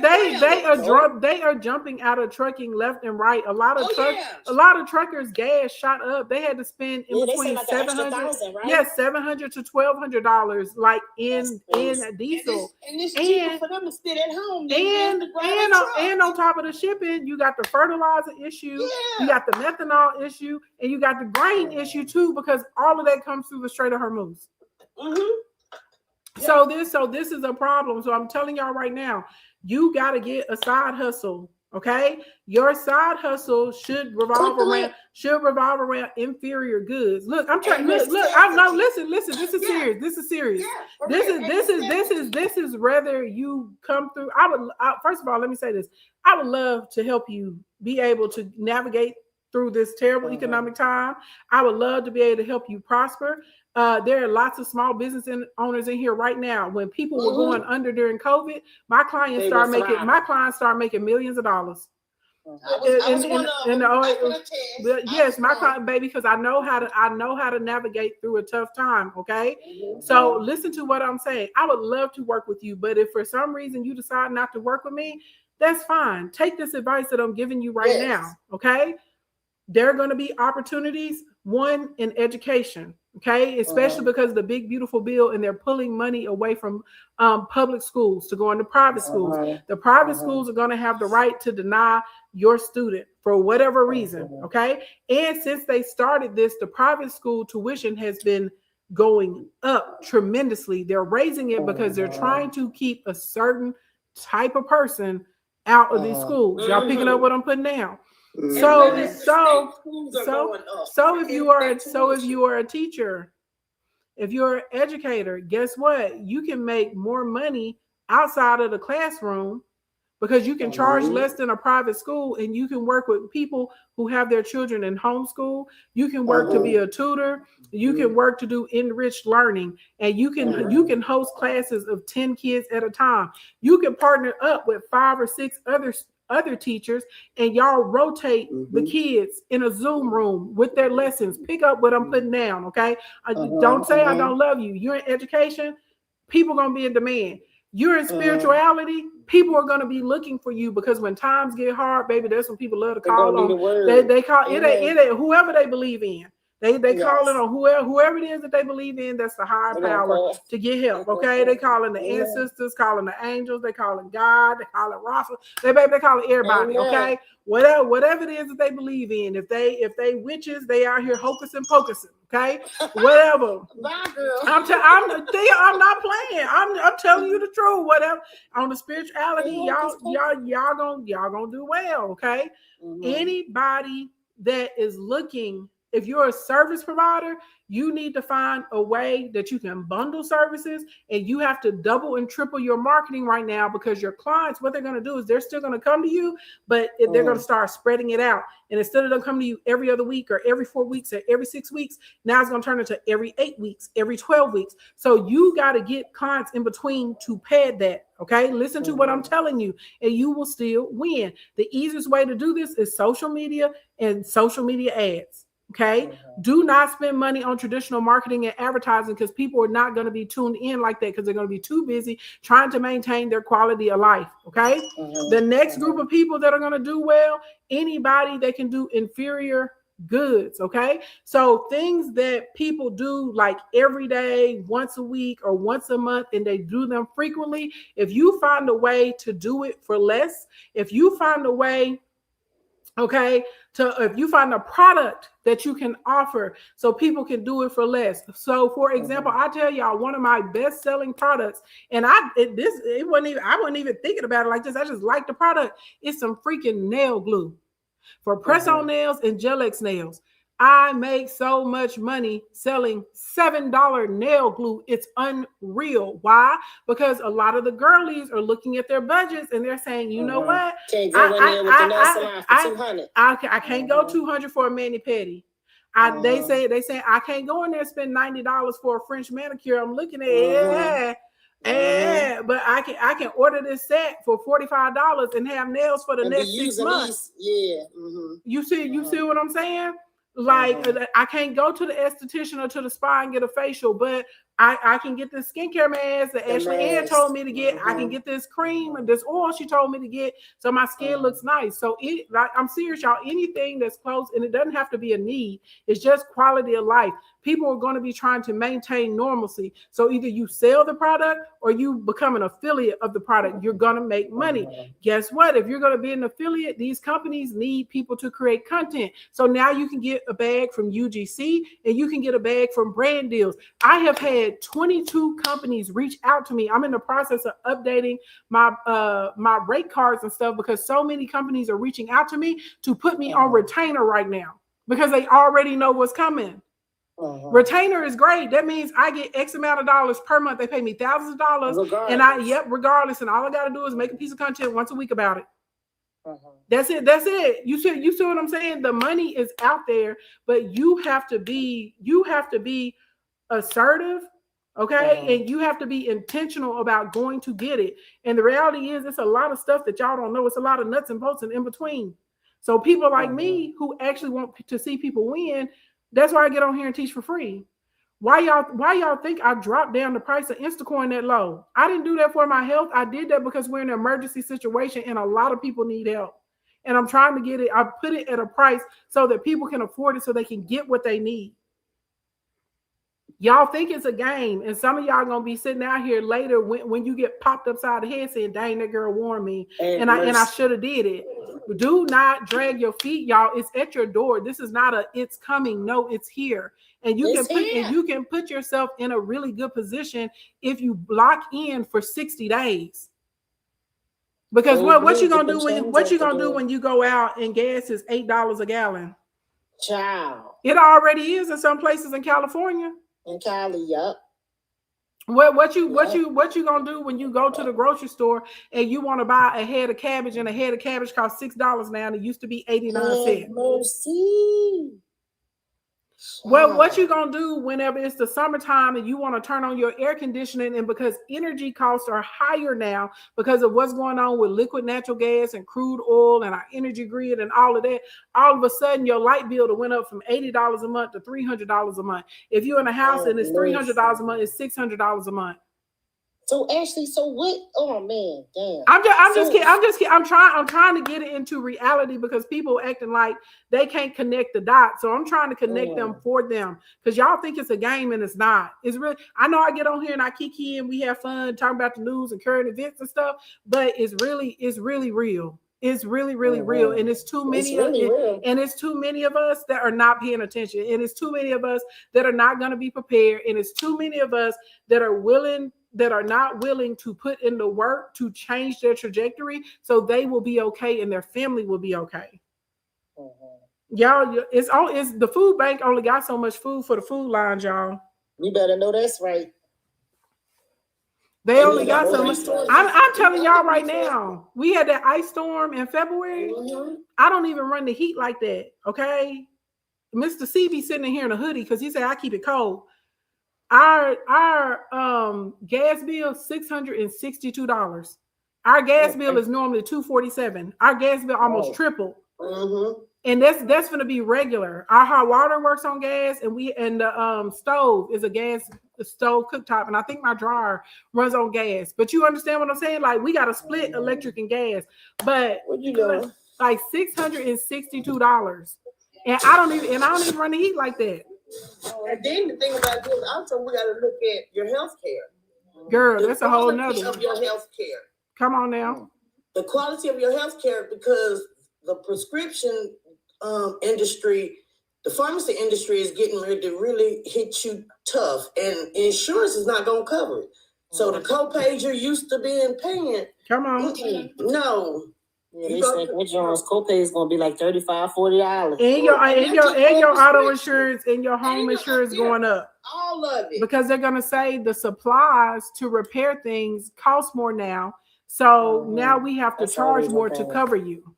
Yeah, and like you said, with the oil and the gas, everything, that's the trickle down effect. Everything is affected. There's no ifs, ands, or buts about how it's going to go. Everything is affected. Rashia said, our electric tripled then as well. I'm telling y'all, I'm trying to tell y'all, like, whatever it is that you do, you need to be doing it times 12,000. If you sell a physical product, if there's a way you can cut those margins down, baby, you cut down the margins because you're going to make your money off of quantity. Auntie Jackie said, get to know your community, know your neighbors. I totally agree. Yeah. I do resources and things here where I am. And when what you mentioned about the ice storm, a lot of materials and a lot of products and stuff got messed up in the trucking and the shipping and the back and forth and stuff got frozen. Things went bad. They took a deficit on that. So it's moving, the way that it's moving is affected, and the elements are making things like the cans got frozen. So that makes the contents not able to be, you know what I mean? Like, it's a lot going on. it's affecting us in a lot of different ways. And when you talk about fear mongering and oh, it's too depressing, but the reality is like if you stay ready, you don't like if you know what I'm saying, you don't gotta Stay get ready. ready. Gotta get ready. Look, Right. and this is the other thing I'm gonna tell y'all. Okay. Well, I'm gonna tell you two things. Number one, click the link in the bio. Click the link. Click the link in the bio and tap on 12-month mentorship and use the code 3DAY. That's number one. 3 days. 3 days. 3 DAY. No spaces. Number 3 DAY. No. But something else, I want to encourage you guys to really get yourself balanced with what you're viewing. Okay. There is a lot of distractions afoot in our community right now. And don't get me wrong, people, we're multifaceted people. Okay. We're a multifaceted group of people, right? I'm not saying that you don't deserve to have fun. Okay. I'm not saying that if you want to indulge in a little mess, you know what I'm saying? You can't get your little popcorn and okay, you know what I'm saying? Have a little mess. But what I am also saying is if you look and you see you spent 6 hours and nothing that you viewed that day was really fed your soul or fed your mind or fed your household to help you improve, you're wrong. Okay. We need to spend 30 minutes to an hour a day learning something about money and finances. If your financial literacy isn't that good, if you don't understand what's happening in the world's affairs, you need to find the channel. You know what I'm saying? It's not just me. There are other commentators like me. There are other people that will just bring the truth and say, this is what's happening. You find somebody that you like, that's trusted, that gives good information so you can keep up and understand what's happening in the world and you know what moves to make. You also need to start watching happy, healed people. I know the mess is entertaining. It's not really entertaining to me. I can't really handle it. You know what I'm saying? Like, because I'm that's not the frequency that I'm on. But I'm not knocking anybody if that's the spot you want to be in. You understand what I'm saying? But y'all got, if you like, let me put it to you like this. If you know that you want to be in a happy, healthy relationship, stop going into spaces where all they do is highlight toxic relationships and make you hate men and make you hate women. This is not the time that we need to be apart from one another, y'all. That's right. Shit is getting hard. Okay. If you're an adult, okay, I don't care if some girl wants to make fun of you and call you a 50-50 warrior, whatever. Okay, whatever. You don't, because they do. Like, let's be real. Every woman is not going to be with a man that pays 100% of her bills her whole life. Everyone, like when you look at the wealth distribution in the United States, it's not possible. There's only like 10% of people in the United States that are earning over $400,000 a year. Bless the Lord. Right? Like can I call a thing a thing? I'm just keeping it honest. And so like and let's say you live in Arkansas like me, right? Or you live in Alabama or Mississippi or Georgia or something. Things are more affordable for us. So yeah, you can get you a man that makes $75,000 a year, baby. He gonna pay that mortgage. He gonna pay that car note. He gonna pay them bills. He gonna do everything. You know what I'm saying? And he gonna be like, baby, if you want to work, you can. If you don't, that's cool too. You know what I'm saying? So you may say, well, let me go get me a little part-time job so I have a little spending money. Cute. You know what I'm saying? Yeah, little light. You know what I'm saying? Look cute. You can do that. But let's say you live in Miami. Let's say you live in Houston. Let's say you live in California. Anywhere in the state of California. Okay. Let's say you live in New York. Let's say you live in Manhattan. You know what I'm saying? Like the cost of living, $100,000 in New York is poverty. Yeah. You know, people don't understand that. You can go to California and spend $1 million on a house that's a house in the hood down here. And we like, that's $1 million there. You see what I'm saying? So like if you're with somebody, let's put a big city. Let's say you live in Charlotte, North Carolina. Okay. Regular size city. You got a job, you make $45,000 a year. You meet a man, he makes $65,000 a year. Well, boom, y'all put it together, y'all got 110. Okay, he paid a mortgage and he paid a car note. Maybe you pay the insurance and buy the groceries. I'm telling you this right now. It's going to be real hard on people going to the gas pump, spending $6 a gallon. It's going to be real hard going to buy groceries for you and another person, or you yourself, and you're spending $400 or $500 a month. Okay, it's gonna be hard when you over here looking at your internet. Your internet, I don't even know why they're raising up the internet bill. They're raising up your internet. Okay, your internet went from $40 a month to $80 a month. We gotta be realistic. And I'm saying this because a lot of y'all are watching channels and pages that are keeping you away from your goals and the happiness that you want in life. And then let me tell you this, as me being with a man that make money, all the men I've ever been with, they get money. Okay, men that make money like me. Okay, shout out to me. But let me tell you this, anything can happen in life. People get sick. True. People have mental breakdowns. That's Those true. companies get bought up. Y'all remember during 08 and 09 when we had the housing crisis and that bubble burst, and y'all, those men were themselves. Yeah. Because their whole retirement and 401k disappeared, gone. bonus Yeah. structure disappeared, the companies That's they were facts. working for got But see, actually, we gotta talk about those things too, because if you don't know your history, you doomed to repeat it. All of those things that you're speaking about, like that makes perfect sense. Like you have to restructure and rebuild from the things that we already seen happening. Yeah. Nobody's in tune with any of it. nobody like that literally those dudes were like, I'm out of here and I'm worth more dead than alive, so I'm gonna leave my wife the insurance policy, or I have so much shame and embarrassment because I failed as a man. Okay, That's like crazy. this The insurance policies are being tapped out as come well. on, come on, Okay, come the on, insurance come on. policies, because they want you to die, so they want you to die before it matures, so they don't have to pay it out. So they ain't gotta pay it out. Yeah, they swear you had a lapse back in 1958 and you done had the policy 150 For all years. that time. Right. Yeah. Right. So literally, I'm just saying, y'all, I'm just being honest. You don't know what's coming in life. And so, and to me, like being a smart woman is more valuable than being a beautiful woman. Like, do we want to try and do both? Yeah, you want to try and be as beautiful as you can and present yourself the best way that you can. But what good is beauty if you have nothing in your brain? And what good is it to be beautiful and then something happens to your man? If you're seeking a relationship, what happens if something happens to him? What you gonna do? You, him, and the kids just gonna be homeless and cry? What if he? I know a man, y'all, and this man made a lot of money, multi-million-dollar company, in the event world in production. He had a terrible accident and fell and broke 16 bones in his body. That man was out of work for 3 years. He was the breadwinner. When they ran out of the money that was inside of the accounts and the policies, yes, they lost the house and everything, because the wife did not have any monetary skills for out in the world. And because she wasn't working with him inside of the business, she couldn't keep it going with the contracts and the meetings and all of that kind of stuff. So I'm saying all of this to say, okay, I'm saying all this to say, it's not enough to just be pretty. Okay, you be a pretty woman, but you also be a smart woman.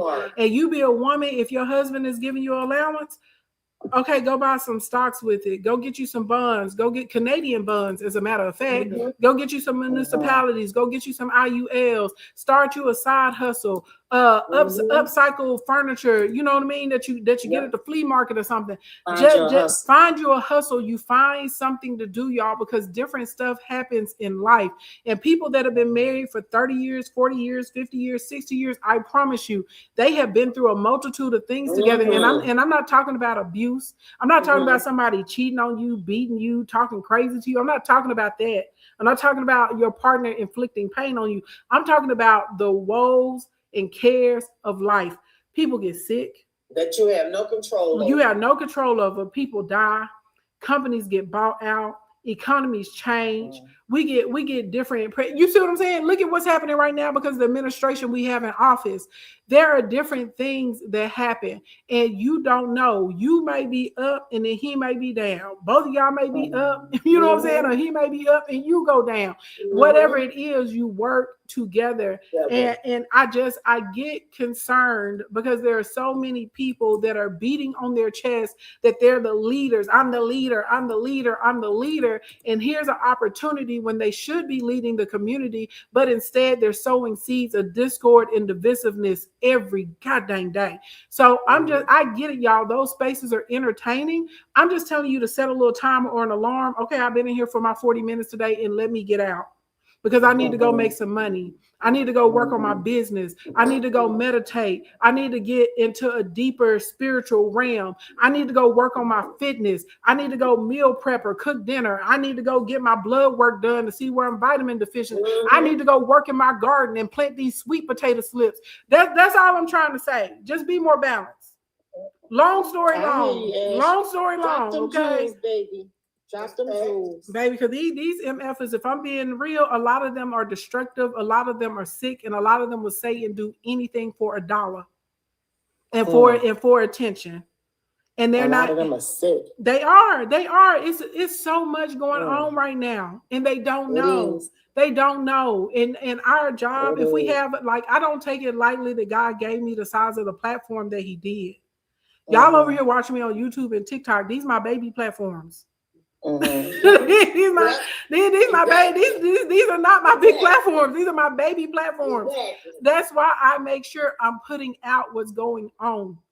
That you know what I'm saying? Like, we have a responsibility if you're supposed to be a person and God designed you to serve in the community. God didn't create me to be an entertainer. That's not what I do. And I love the entertainers, right? They tell stories for us. They create escapism for us. They paint pictures for us. They inspire us. They do all sorts of types of things. God put me on here to help His people get in order financially. He gave me the gift of manifesting. He put me here to help people do that. That's what I'm here for. So I use my platform for that. And I do understand in that capacity when it comes to business and when it comes to finances, I am a leader in my community. I didn't deem myself a leader. The community deemed me a leader. Exactly. I just looked up and people were like, you do this. Okay. All right, cool. I got you. Yeah. Right. So people that have a platform and that have an audience, and I'm talking specifically about the ones that are hollering and yelling and screaming that they are leaders, then lead your people. Do not lead them to a fire. Don't lead them to a trash can. Don't lead them to a toilet.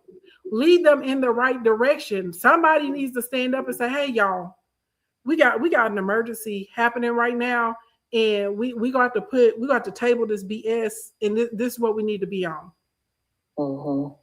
That's all I'm saying. And so y'all are in control of what you see and what you listen to and what you view and what you put in your spirit. And I'm saying this right now. For every man and woman in here that wants to have somebody, you want to be in love, you want to be in a relationship, baby, do not be ashamed of that. There is nothing wrong with that. Not a thing wrong with that. But you got to get around some healthy people with healthy mindsets so you can get in a healthy relationship. Okay? And don't stop, no matter how old you are, your dreams can still come true, because I'm a witness. Practice healing. Yeah.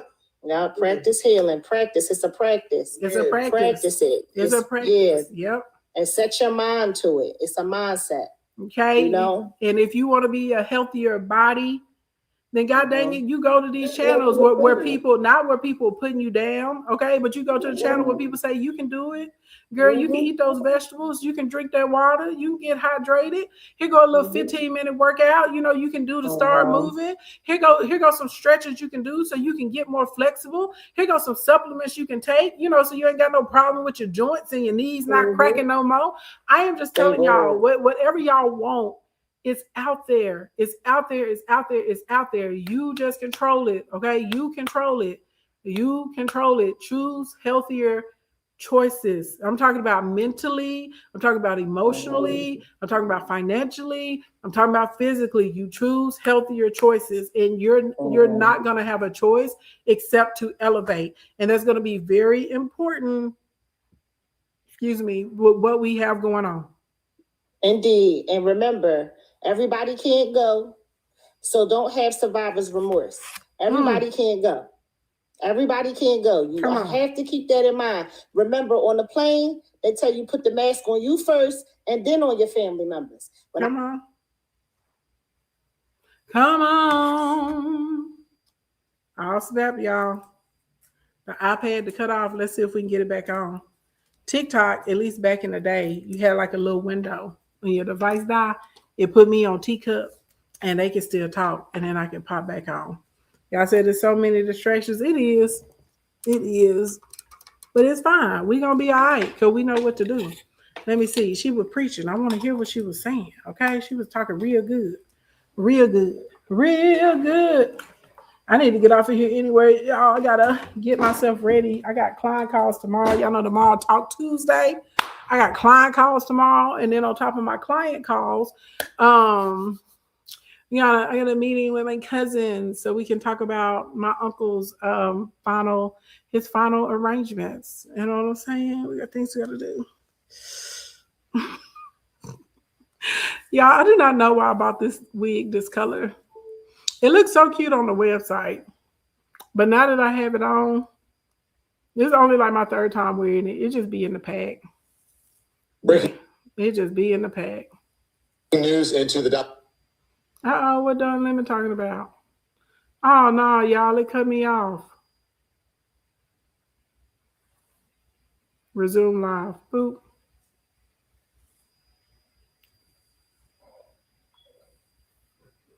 Boop. I'm back in like I never left. They was trying to clip you again? Yeah. Uh-oh. Boom. There you go. I heard y'all was looking for me. There I go. There I go. Oh my gosh, get off my screen. Chad, iCloud trying to make me update. But y'all, you right. Baby, you was on it. That's real. That's real. But yeah, you dropped a lot of jewels this evening, this night. And we did 11/11, so it's all coming to fruition. You gotta make your mind up. You gotta make it like you said, it's not when it's going, it's time. Like the time is now. It's time. It's time. For sure. And I always say we got Biff as president. You remember Coming to America. Lord have mercy. What's the one with Michael J. Fox? I don't know. Because see, I don't get to watch a lot of TV or a lot of movies, so I'm not a good movie head for stuff like that. Unless it's real old, and I still, even back in the day. That's Michael J. Fox. Yeah, why I keep saying Coming to America? Back to the Future. Back to the Future. Oh yeah, I seen Back to the Future. I'm sure you have, because back in the day, that's all we had. That's with the DeLorean, right? No, DeLorean. Isn't that the car? Michael J. Fox was going back and forth to the future. Didn't they drive a DeLorean, or I got the wrong movie? What's a DeLorean? The fast car? It's a car. Yeah, well, shoot, girl, I might have the wrong. Maybe I got the wrong movie. Back to the Future. Oh, they said yes. Okay, yes. Okay, yeah, right. yeah. Okay. The car. Now, see, I like cars, so I like cars. No, I was really asking for a reference. You might as well gave me the year, girl. I don't know. I remember the DeLorean. In the okay, 80s. It was an 80s movie, and it was about everything that is happening now. And it was a character named Biff. And if it didn't, I swear it's Trump. I swear the mannerisms, everything. I'm gonna have to watch it because in the 80s I was an infant. Yes, girl. You still are. Look at you. Some baby face. I was an infant. Now look, now if you do a reference to Boomerang or like no. Back to the Future is what we living in right now. That was all the things that we're seeing now. Like it was all in the movie. They said good hair, good body said it's Back to the Future too. Okay. It's Okay, two. okay, two. I watch both of them. I watch But both so, of them. so they know Biff. They know who Biff is, Um, and we got Biff as president. I know about Hot Tub Time Machine. Ooh, that's my movie. I love that one. That's a I good did watch that. I did watch Hot Tub Time Machine. That was a good one. They had some good stuff in there. What's love got to do with it in The Color Purple? Oh Lord. The Five Color Heartbeats. Purple, my Five favorite, Five yes. Heartbeats and the Temptations. Yeah, you naming all the classics. Yeah, That's now a I know rotation. those. Y'all said Biff. Okay, I'm gonna go look up Biff. Watch Biff. Yeah. They said he peaked in high school. Mm-hmm. And started acting up. Biff was a mess, and I swear that was the character after. I swear, when you see it, you're gonna be like, "Get out of here!" On down to the hairstyle. Really?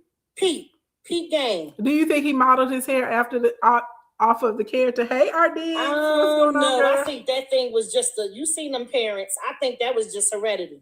Because the mom had that thing. I was like, it ain't even the dad, it's the mom with the thing, the hump. He did that from his mama. Was she doing DRUGS? Child, she had to. Stop. Let me stop. Listen, okay. I'm just saying, because they immigrants anyway. Yes, which is crazy how hard he goes on everybody.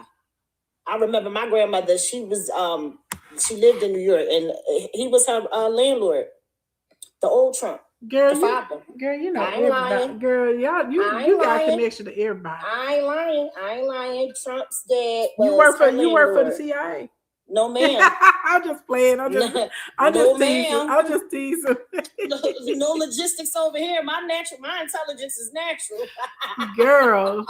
It ain't central. It's look, natural. And then they out here. Look, he out here talking about the aliens. I'm like, bro, we all know it's aliens. Don't nobody care. If I still gotta pay rent, I don't care. To see where they house at, I don't care, bro. We still paying. We still paying rent. I don't care. I don't care. You need to see where they beam it up to. So look, I'm gonna tell you this before I dip out of here, because I gotta be on time, okay, for my work. So this is on. If you go down Alien Talk on the rabbit hole, because I like listening to those people over there. They do all the footwork over there. I'm just a spectator over there. I don't investigate or research anything over there. I just come in and listen, okay? So they say that the Palladians came to the leadership of the United States. And they said that the Palladians was like, hey, if you give us your nukes, we'll give you a world that's free of cancer. People will live like up to 300 years old. They won't be sick, and there'll be no more poverty. And everybody can, be peacefully and happily. And they said our government was like, no. And then they said, but the Palladians, before they had left, they said that they was like, there's going to be another group that comes to visit you, and they going to try and act like they cool, but they really not cool. They're really not nice. They really don't, mean anything good for you. You know what I'm saying? And so then they say that the other group came, and they was like, oh, you can keep them nukes, but in exchange, we want to be able to snatch up humans whenever we feel like it and run tests on them and do experiments on them. And they agreed to that one. And they agreed to that one. And we gonna give you some technology and stuff to put you ahead of the other countries. That's what they say. I'm just a visitor when I go over there to Alien Talk. You know what I'm saying? I like listening to all their stories and educations and carrying on. Like, because I will say this. I know as big and as creative and as vast as God is, there's no way that he just stopped at us and the animals on this planet. Because he ain't got and no when limit. and when you look at how big the universe is, I feel like it's extremely silly to think that we're the only intellectual life form in the universe everywhere. This is crazy. This don't make any sense, right? Now, I don't know, you know what I'm saying? Like, sometimes I think that maybe Earth kind of like is an experiment or something. And they be like, I'm gonna go to Earth to visit and hang out at the zoo and have a good time. Like, I feel like they come down here for spring break or something and get entertained. Is we here to amuse them? We're here to amuse Funny them. how? Like I amuse you? Yeah, I think we amuse them. I think they be like, what? Look at them little shenanigans they in right now. Look at them. They like, look at them. Look at them. Look at them, man. They just over there. They don't know what they do. Look, y'all, they're about to blow each other up again. Look, everybody come look. I don't. I don't know. Sugar me tender. I don't know. Okay, I don't know. But that's what they be saying over there. So if you ever get bored, go check that out. Go. It's a rabbit hole. It is. They teach me about all kinds of, alien beings that I had no idea. They talk to me about the reptilians and that's the Nephilims. And they start going through all of them. So I'll be like, oh, okay. I was like, some of it makes sense to me. I'm like, that's when your third eye be eyeing. You know what I'm saying? I don't know, but I have to stay off of the numerology talk because they be like, in 1982, Ronald Reagan ate a banana on a Tuesday and he was wearing a blue shirt and the numbers and what's it, the gematria? Yeah, they be like 2 and a 2 and a W and a 23 and a 13 and a 5 and that circulate back to a 7, and that's why Kanye West is walking around with that white woman without a shirt on. And I be like, what? So the gematria people, I can't. You know what I'm saying? My brain don't compute the way they brain compute. I can't say they wrong. I can't say it right. I don't know. They see numbers and everything. They be like, don't you see? I be like, nah, dog, I don't see. But you got it. Not Kanye and the woman. I'm still trying to figure that one out. Okay, so I'm going to have to definitely check them twos out. That's how they be over there, and I really be trying to understand where they coming from. They be like, you were born on a Monday under this star. Your birthday this. You got 5,087 million hair follicles on your head and 222 eyelashes, and you got 10 fingers and 10 toes, and this means such and such with the zygote of this, and the square root of that, and your mama birthday on this, and this her name, and this the numbers and the letters of that, and so that means you destined for this. What? I don't know what you're saying, sir. Listen, they be on it, though. But you got it. But you got it. And once you bring the numbers back, you be like, wait, but I got number 9, so I don't think I did it right. All right, but I will say this. I know that they're on to something because I do believe that one of God's languages is math. Especially, when I started studying manifestation on a spiritual level and started studying manifestation from a scientific level and how our brain works and breaking down like your gamma waves and beta waves and how all like physical matter is really just a bunch of, atoms and cells that got together in agreement to be me or to be this chair or to be you. And everything has its own frequency, like every blade of grass, everything. So in numbers are unlimited. You know what I'm saying? If I said 1.0011576, I can keep going on and on. It never will end. Right. And then when you look at 369s and stuff like that, different harmonies, and the fact that they use sound waves to cure and heal different things in your body. In China, they have found a way to use sound waves to make cancer cells die. They put people on like these big metal tables and they have like this big thing that comes and they blast them with different sound waves and it kills the cancer cells. They figured out the frequency. You know what I'm saying? So that's the kind of like people are like, oh, they just crazy. I mean, I think some of them may be deep in it, but I don't think they're crazy. I know that they're on. Yeah, I know that they're on to something. Like I said, my brain just doesn't click like that. So I go listen to them, and they be like, you know what I'm saying? Nah, dog, I have no idea what you're saying. But I'm gonna listen. You know what I'm saying? Yeah, different frequencies put you at different times and different spaces. So the things that you say when you say like I told y'all, and you like people be coming at you, is because they're not on that frequency, like they're not on that level, period. Right. And so when you come across somebody who has a different frequency who can explain something that you may not understand, but you know that it's cognitive. Right. Like you're able to receive it. I can hear you say something and I can receive it and be like, oh snap. But if you go back to all my comments under the things on Instagram and stuff, I'm like, yo, that makes sense, Ashley. That makes sense. And then when you be like, I told y'all, I'm like, okay. if you connect it from back then to right now, those are them same numbers, them same dots. And here we are. So when your third eye is iron and you picking up them frequencies and you like when you say go with your gut, all of those things coincide. That's still in that same manifestation. It's just different levels of it. If he used numbers and you use your information, because you're a researcher, you could pick something up from a month ago and hear that, and then it applied now. It's not because, oh, I just knew that. You already did the research. So your cognitive skill was able to put you to that next level. You know what I'm saying? So it's really the wavelength. It is. That's come out. That's come out on this stuff. People like, oh, that's stupid. I be like, it's not stupid. Like they just on, you know, that's their thing. That's what they own. That's how people dismiss mental health. That's why you bringing up Kanye and the lady with no shirt. It still makes sense because he'll tell you it's a superpower. Like he don't think he crazy. Right. But when he dropped that, you know, and he say what he say in that music, if you go back to College Dropout, you can hear some things that he said about now. Then, right. So it's a frequency. Fact. So that's why I just be like, hey. So yeah, I be over there too. My TikTok like algorithm is crazy. I have like home and gardening. I have recipes. I got aliens, science, STEM products.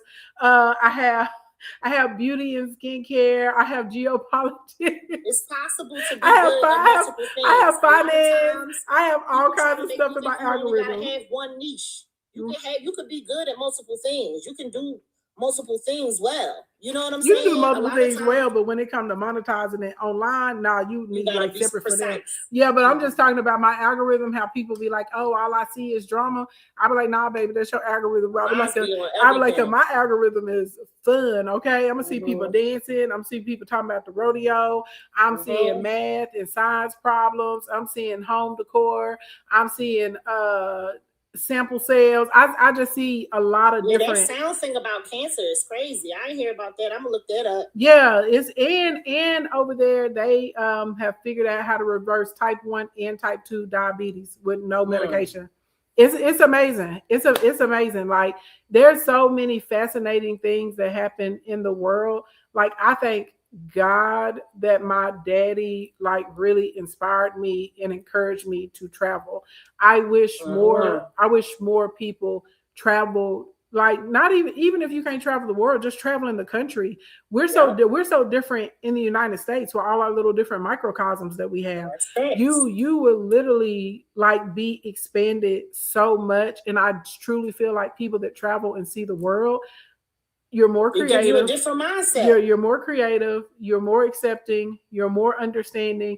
And I feel like you naturally are going to be more successful because you can think of multiple ways to solve something or address something now because you're not just stuck in, well, this is the way we do it here. Absolutely. My first plane ride was 22 hours. Absolutely. Ooh. Absolutely. 22 hours for the first ride, girl, you tough. The first plane ride was 22 hours. I went to Australia. I flew to LA, then I went from LA to New Zealand, and then I went from New Zealand to Australia. No lie. Woo, 22 hours for the first one. You gangster. I think my first flight was only like 45 minutes. My first I had never been on a plane before. And my grandmama and them, they never flew. And they was like, you gonna do it? I'm like, you doggone right, baby. We out of here. And I've been craving the airport ever since. That's big because like you going to multiple countries, you trying to navigate because the airport, even in your own native language, can be a lot the first time you ever been there. Yes, so to go like 22 hours and be like, oh yeah, I'm gonna go to LA, then I'm gonna go to New Zealand, then I'm gonna go to Australia. Yeah, that's what's up. Yeah, I do want to go to Australia. That's one place I've never been. I went to Melbourne. I didn't go to Sydney. Sydney is their capital. Yeah, I went to Melbourne. I want to go to Sydney. I would like to go to Melbourne too. But I feel like before all of this stuff broke out, I actually was invited to speak at an event in Dubai in May, and it was going to be a lot of fun for my birthday. And then I was already planning on going to Turkey, so I was going to go speak at the event. And I was going to go to Turkey because I want to get my teeth done. Not veneers. I know everybody go get your chiclets. I like my natural teeth, but I want to get my I need a bridge. Okay. And I want to get the silver taken out of my teeth and get it put in with white. They're going over there for hair plugs too, yeah, right? They're dental tourism and like cosmetic procedures and hair. They're like top tier over there. And it was cheaper for me. It's cheaper for me to fly to Turkey and get all my dental work done, have a 5-day vacation than it is to get the bridge here in the United States. That's crazy. That's real crazy. So I was planning on going and just, hanging out. And then I had said, well, maybe because I was on that side of the world, then I would like fly down to Australia and stay for like 5 or 6 days and then come home. But, Big Orange to, rained on my parade. So I will not be going to Dubai and Turkey in May now. So, I mean, it's cool. It's cool. And if I what's your attitude towards that? Actually, like you just gonna chill on traveling period, or are you just not going to those places? Those places for right now. Those places. I probably won't be. Getting on my plane. I probably won't be in that side of the world, and I won't be going to Mexico anytime soon either. I feel like it was very nice of the cartel and very humane to say, hey, if you come here if you come here after March and you're an American, there's a high probability that we will get you and clip you. But I thought that was very kind. They put out a fair warning. They gave everybody enough time, and they said, this is what we own. We on your top now. And if you're a citizen, so I mean, being that they've told us that, you going at your own risk. Yep. Okay. Lorna said the same thing. You can get medical procedures done in Turkey for a fraction of the cost in one day. You can. So I wanted to go and get all my silver taken out of my teeth. When you're little and you get cavities, they put silver in there. Yep. I wanted to take them out and get them with white because I found out that the silver is directly linked to Alzheimer's and dementia. Yep. I wanted to get my bridge done, and then I wanted to get my teeth whitened. Even though everybody says I have really white teeth, I want like freakishly white teeth. It's an episode of Friends, and Ross get his teeth is so white that like they like glow, and everybody's like, "Oh my God, I want freakishly white teeth like that." I want freakishly white teeth. Yeah, but I don't want to get any veneers because I like my smile. I think I have a cute teeth, and my teeth look just like my daddy's teeth or whatever. Like, so, and I miss the days when people had more unique features instead of everybody trying to look exactly alike. Yeah, like I mean, I think it's cute. Like when I see people with gaps, I think it's so cute. I'll be like, oh my God, I'm like, look, they got a gap. I'm like, that's so cute. I love it when girls wear like different makeup. I mean, nothing wrong with the baddie makeup, but do your own thing. I like when I see girls that like they can dress like they really got style. They can put their ish on and they're not looking like everybody else. I love it when I see girls with like the different little nail designs, short ones, long ones, tapers, ballerina, coffin, almonds, stiletto, all of that. But everybody getting the same little bubblegum pink, like I'd be like, what, like, when did everybody want to start looking exactly alike? I like when people have their own little flavor. I feel like even there's a point in time when people are going to get their bodies done with surgeries, they got different stuff in hand. Stuff's done, right? But it's like now all of them are even getting the same shape, and I'm like, what is going on? Like, you know what I'm saying? Like back in the day, people they would get, you know what I'm saying? They would get different. They would go get surgery, but it would be different. That's another movie, Invasion of the Body Snatchers. I've heard of that movie before, but I've never seen it. But I've heard of it.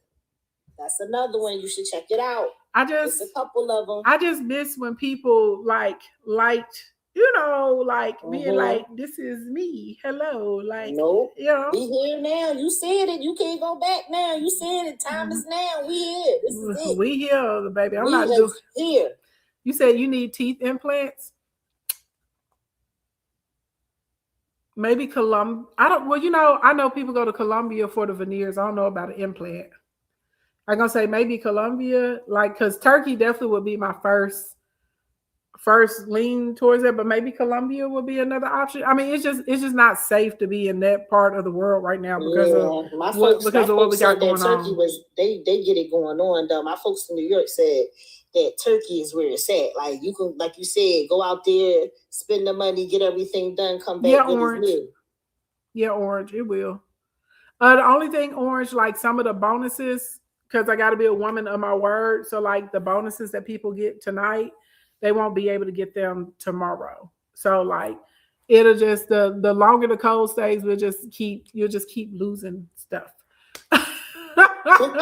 Just keep losing stuff. But yeah, like I don't know. But I mean, look at my house. It's colorful. You know what I'm saying? All the other girls online, they all have like white houses and like the matcha. And don't get me wrong, there's nothing wrong with a white house, but I'm not a all white monochromatic matcha girl. I like color and merengue and planting in my garden. You know what I'm saying? So like, you know, you just be you. You just gotta be you. And if that's them, that's cool. But I know it's not everybody because I can tell you can tell when people putting on. The girl that really is I like everything neutral colored. You can tell that. You know what I'm saying? They've been into oatmeal and beige since we were kids. Mm-hmm. Like I have and they have a mundane spirit though. Yeah, you know, like people who stay in those monotones to me always have like a spirit of neutrality. Oh. He's dead this time, y'all. I can't bring it back. All right, everybody. I'll see y'all tomorrow. Bye.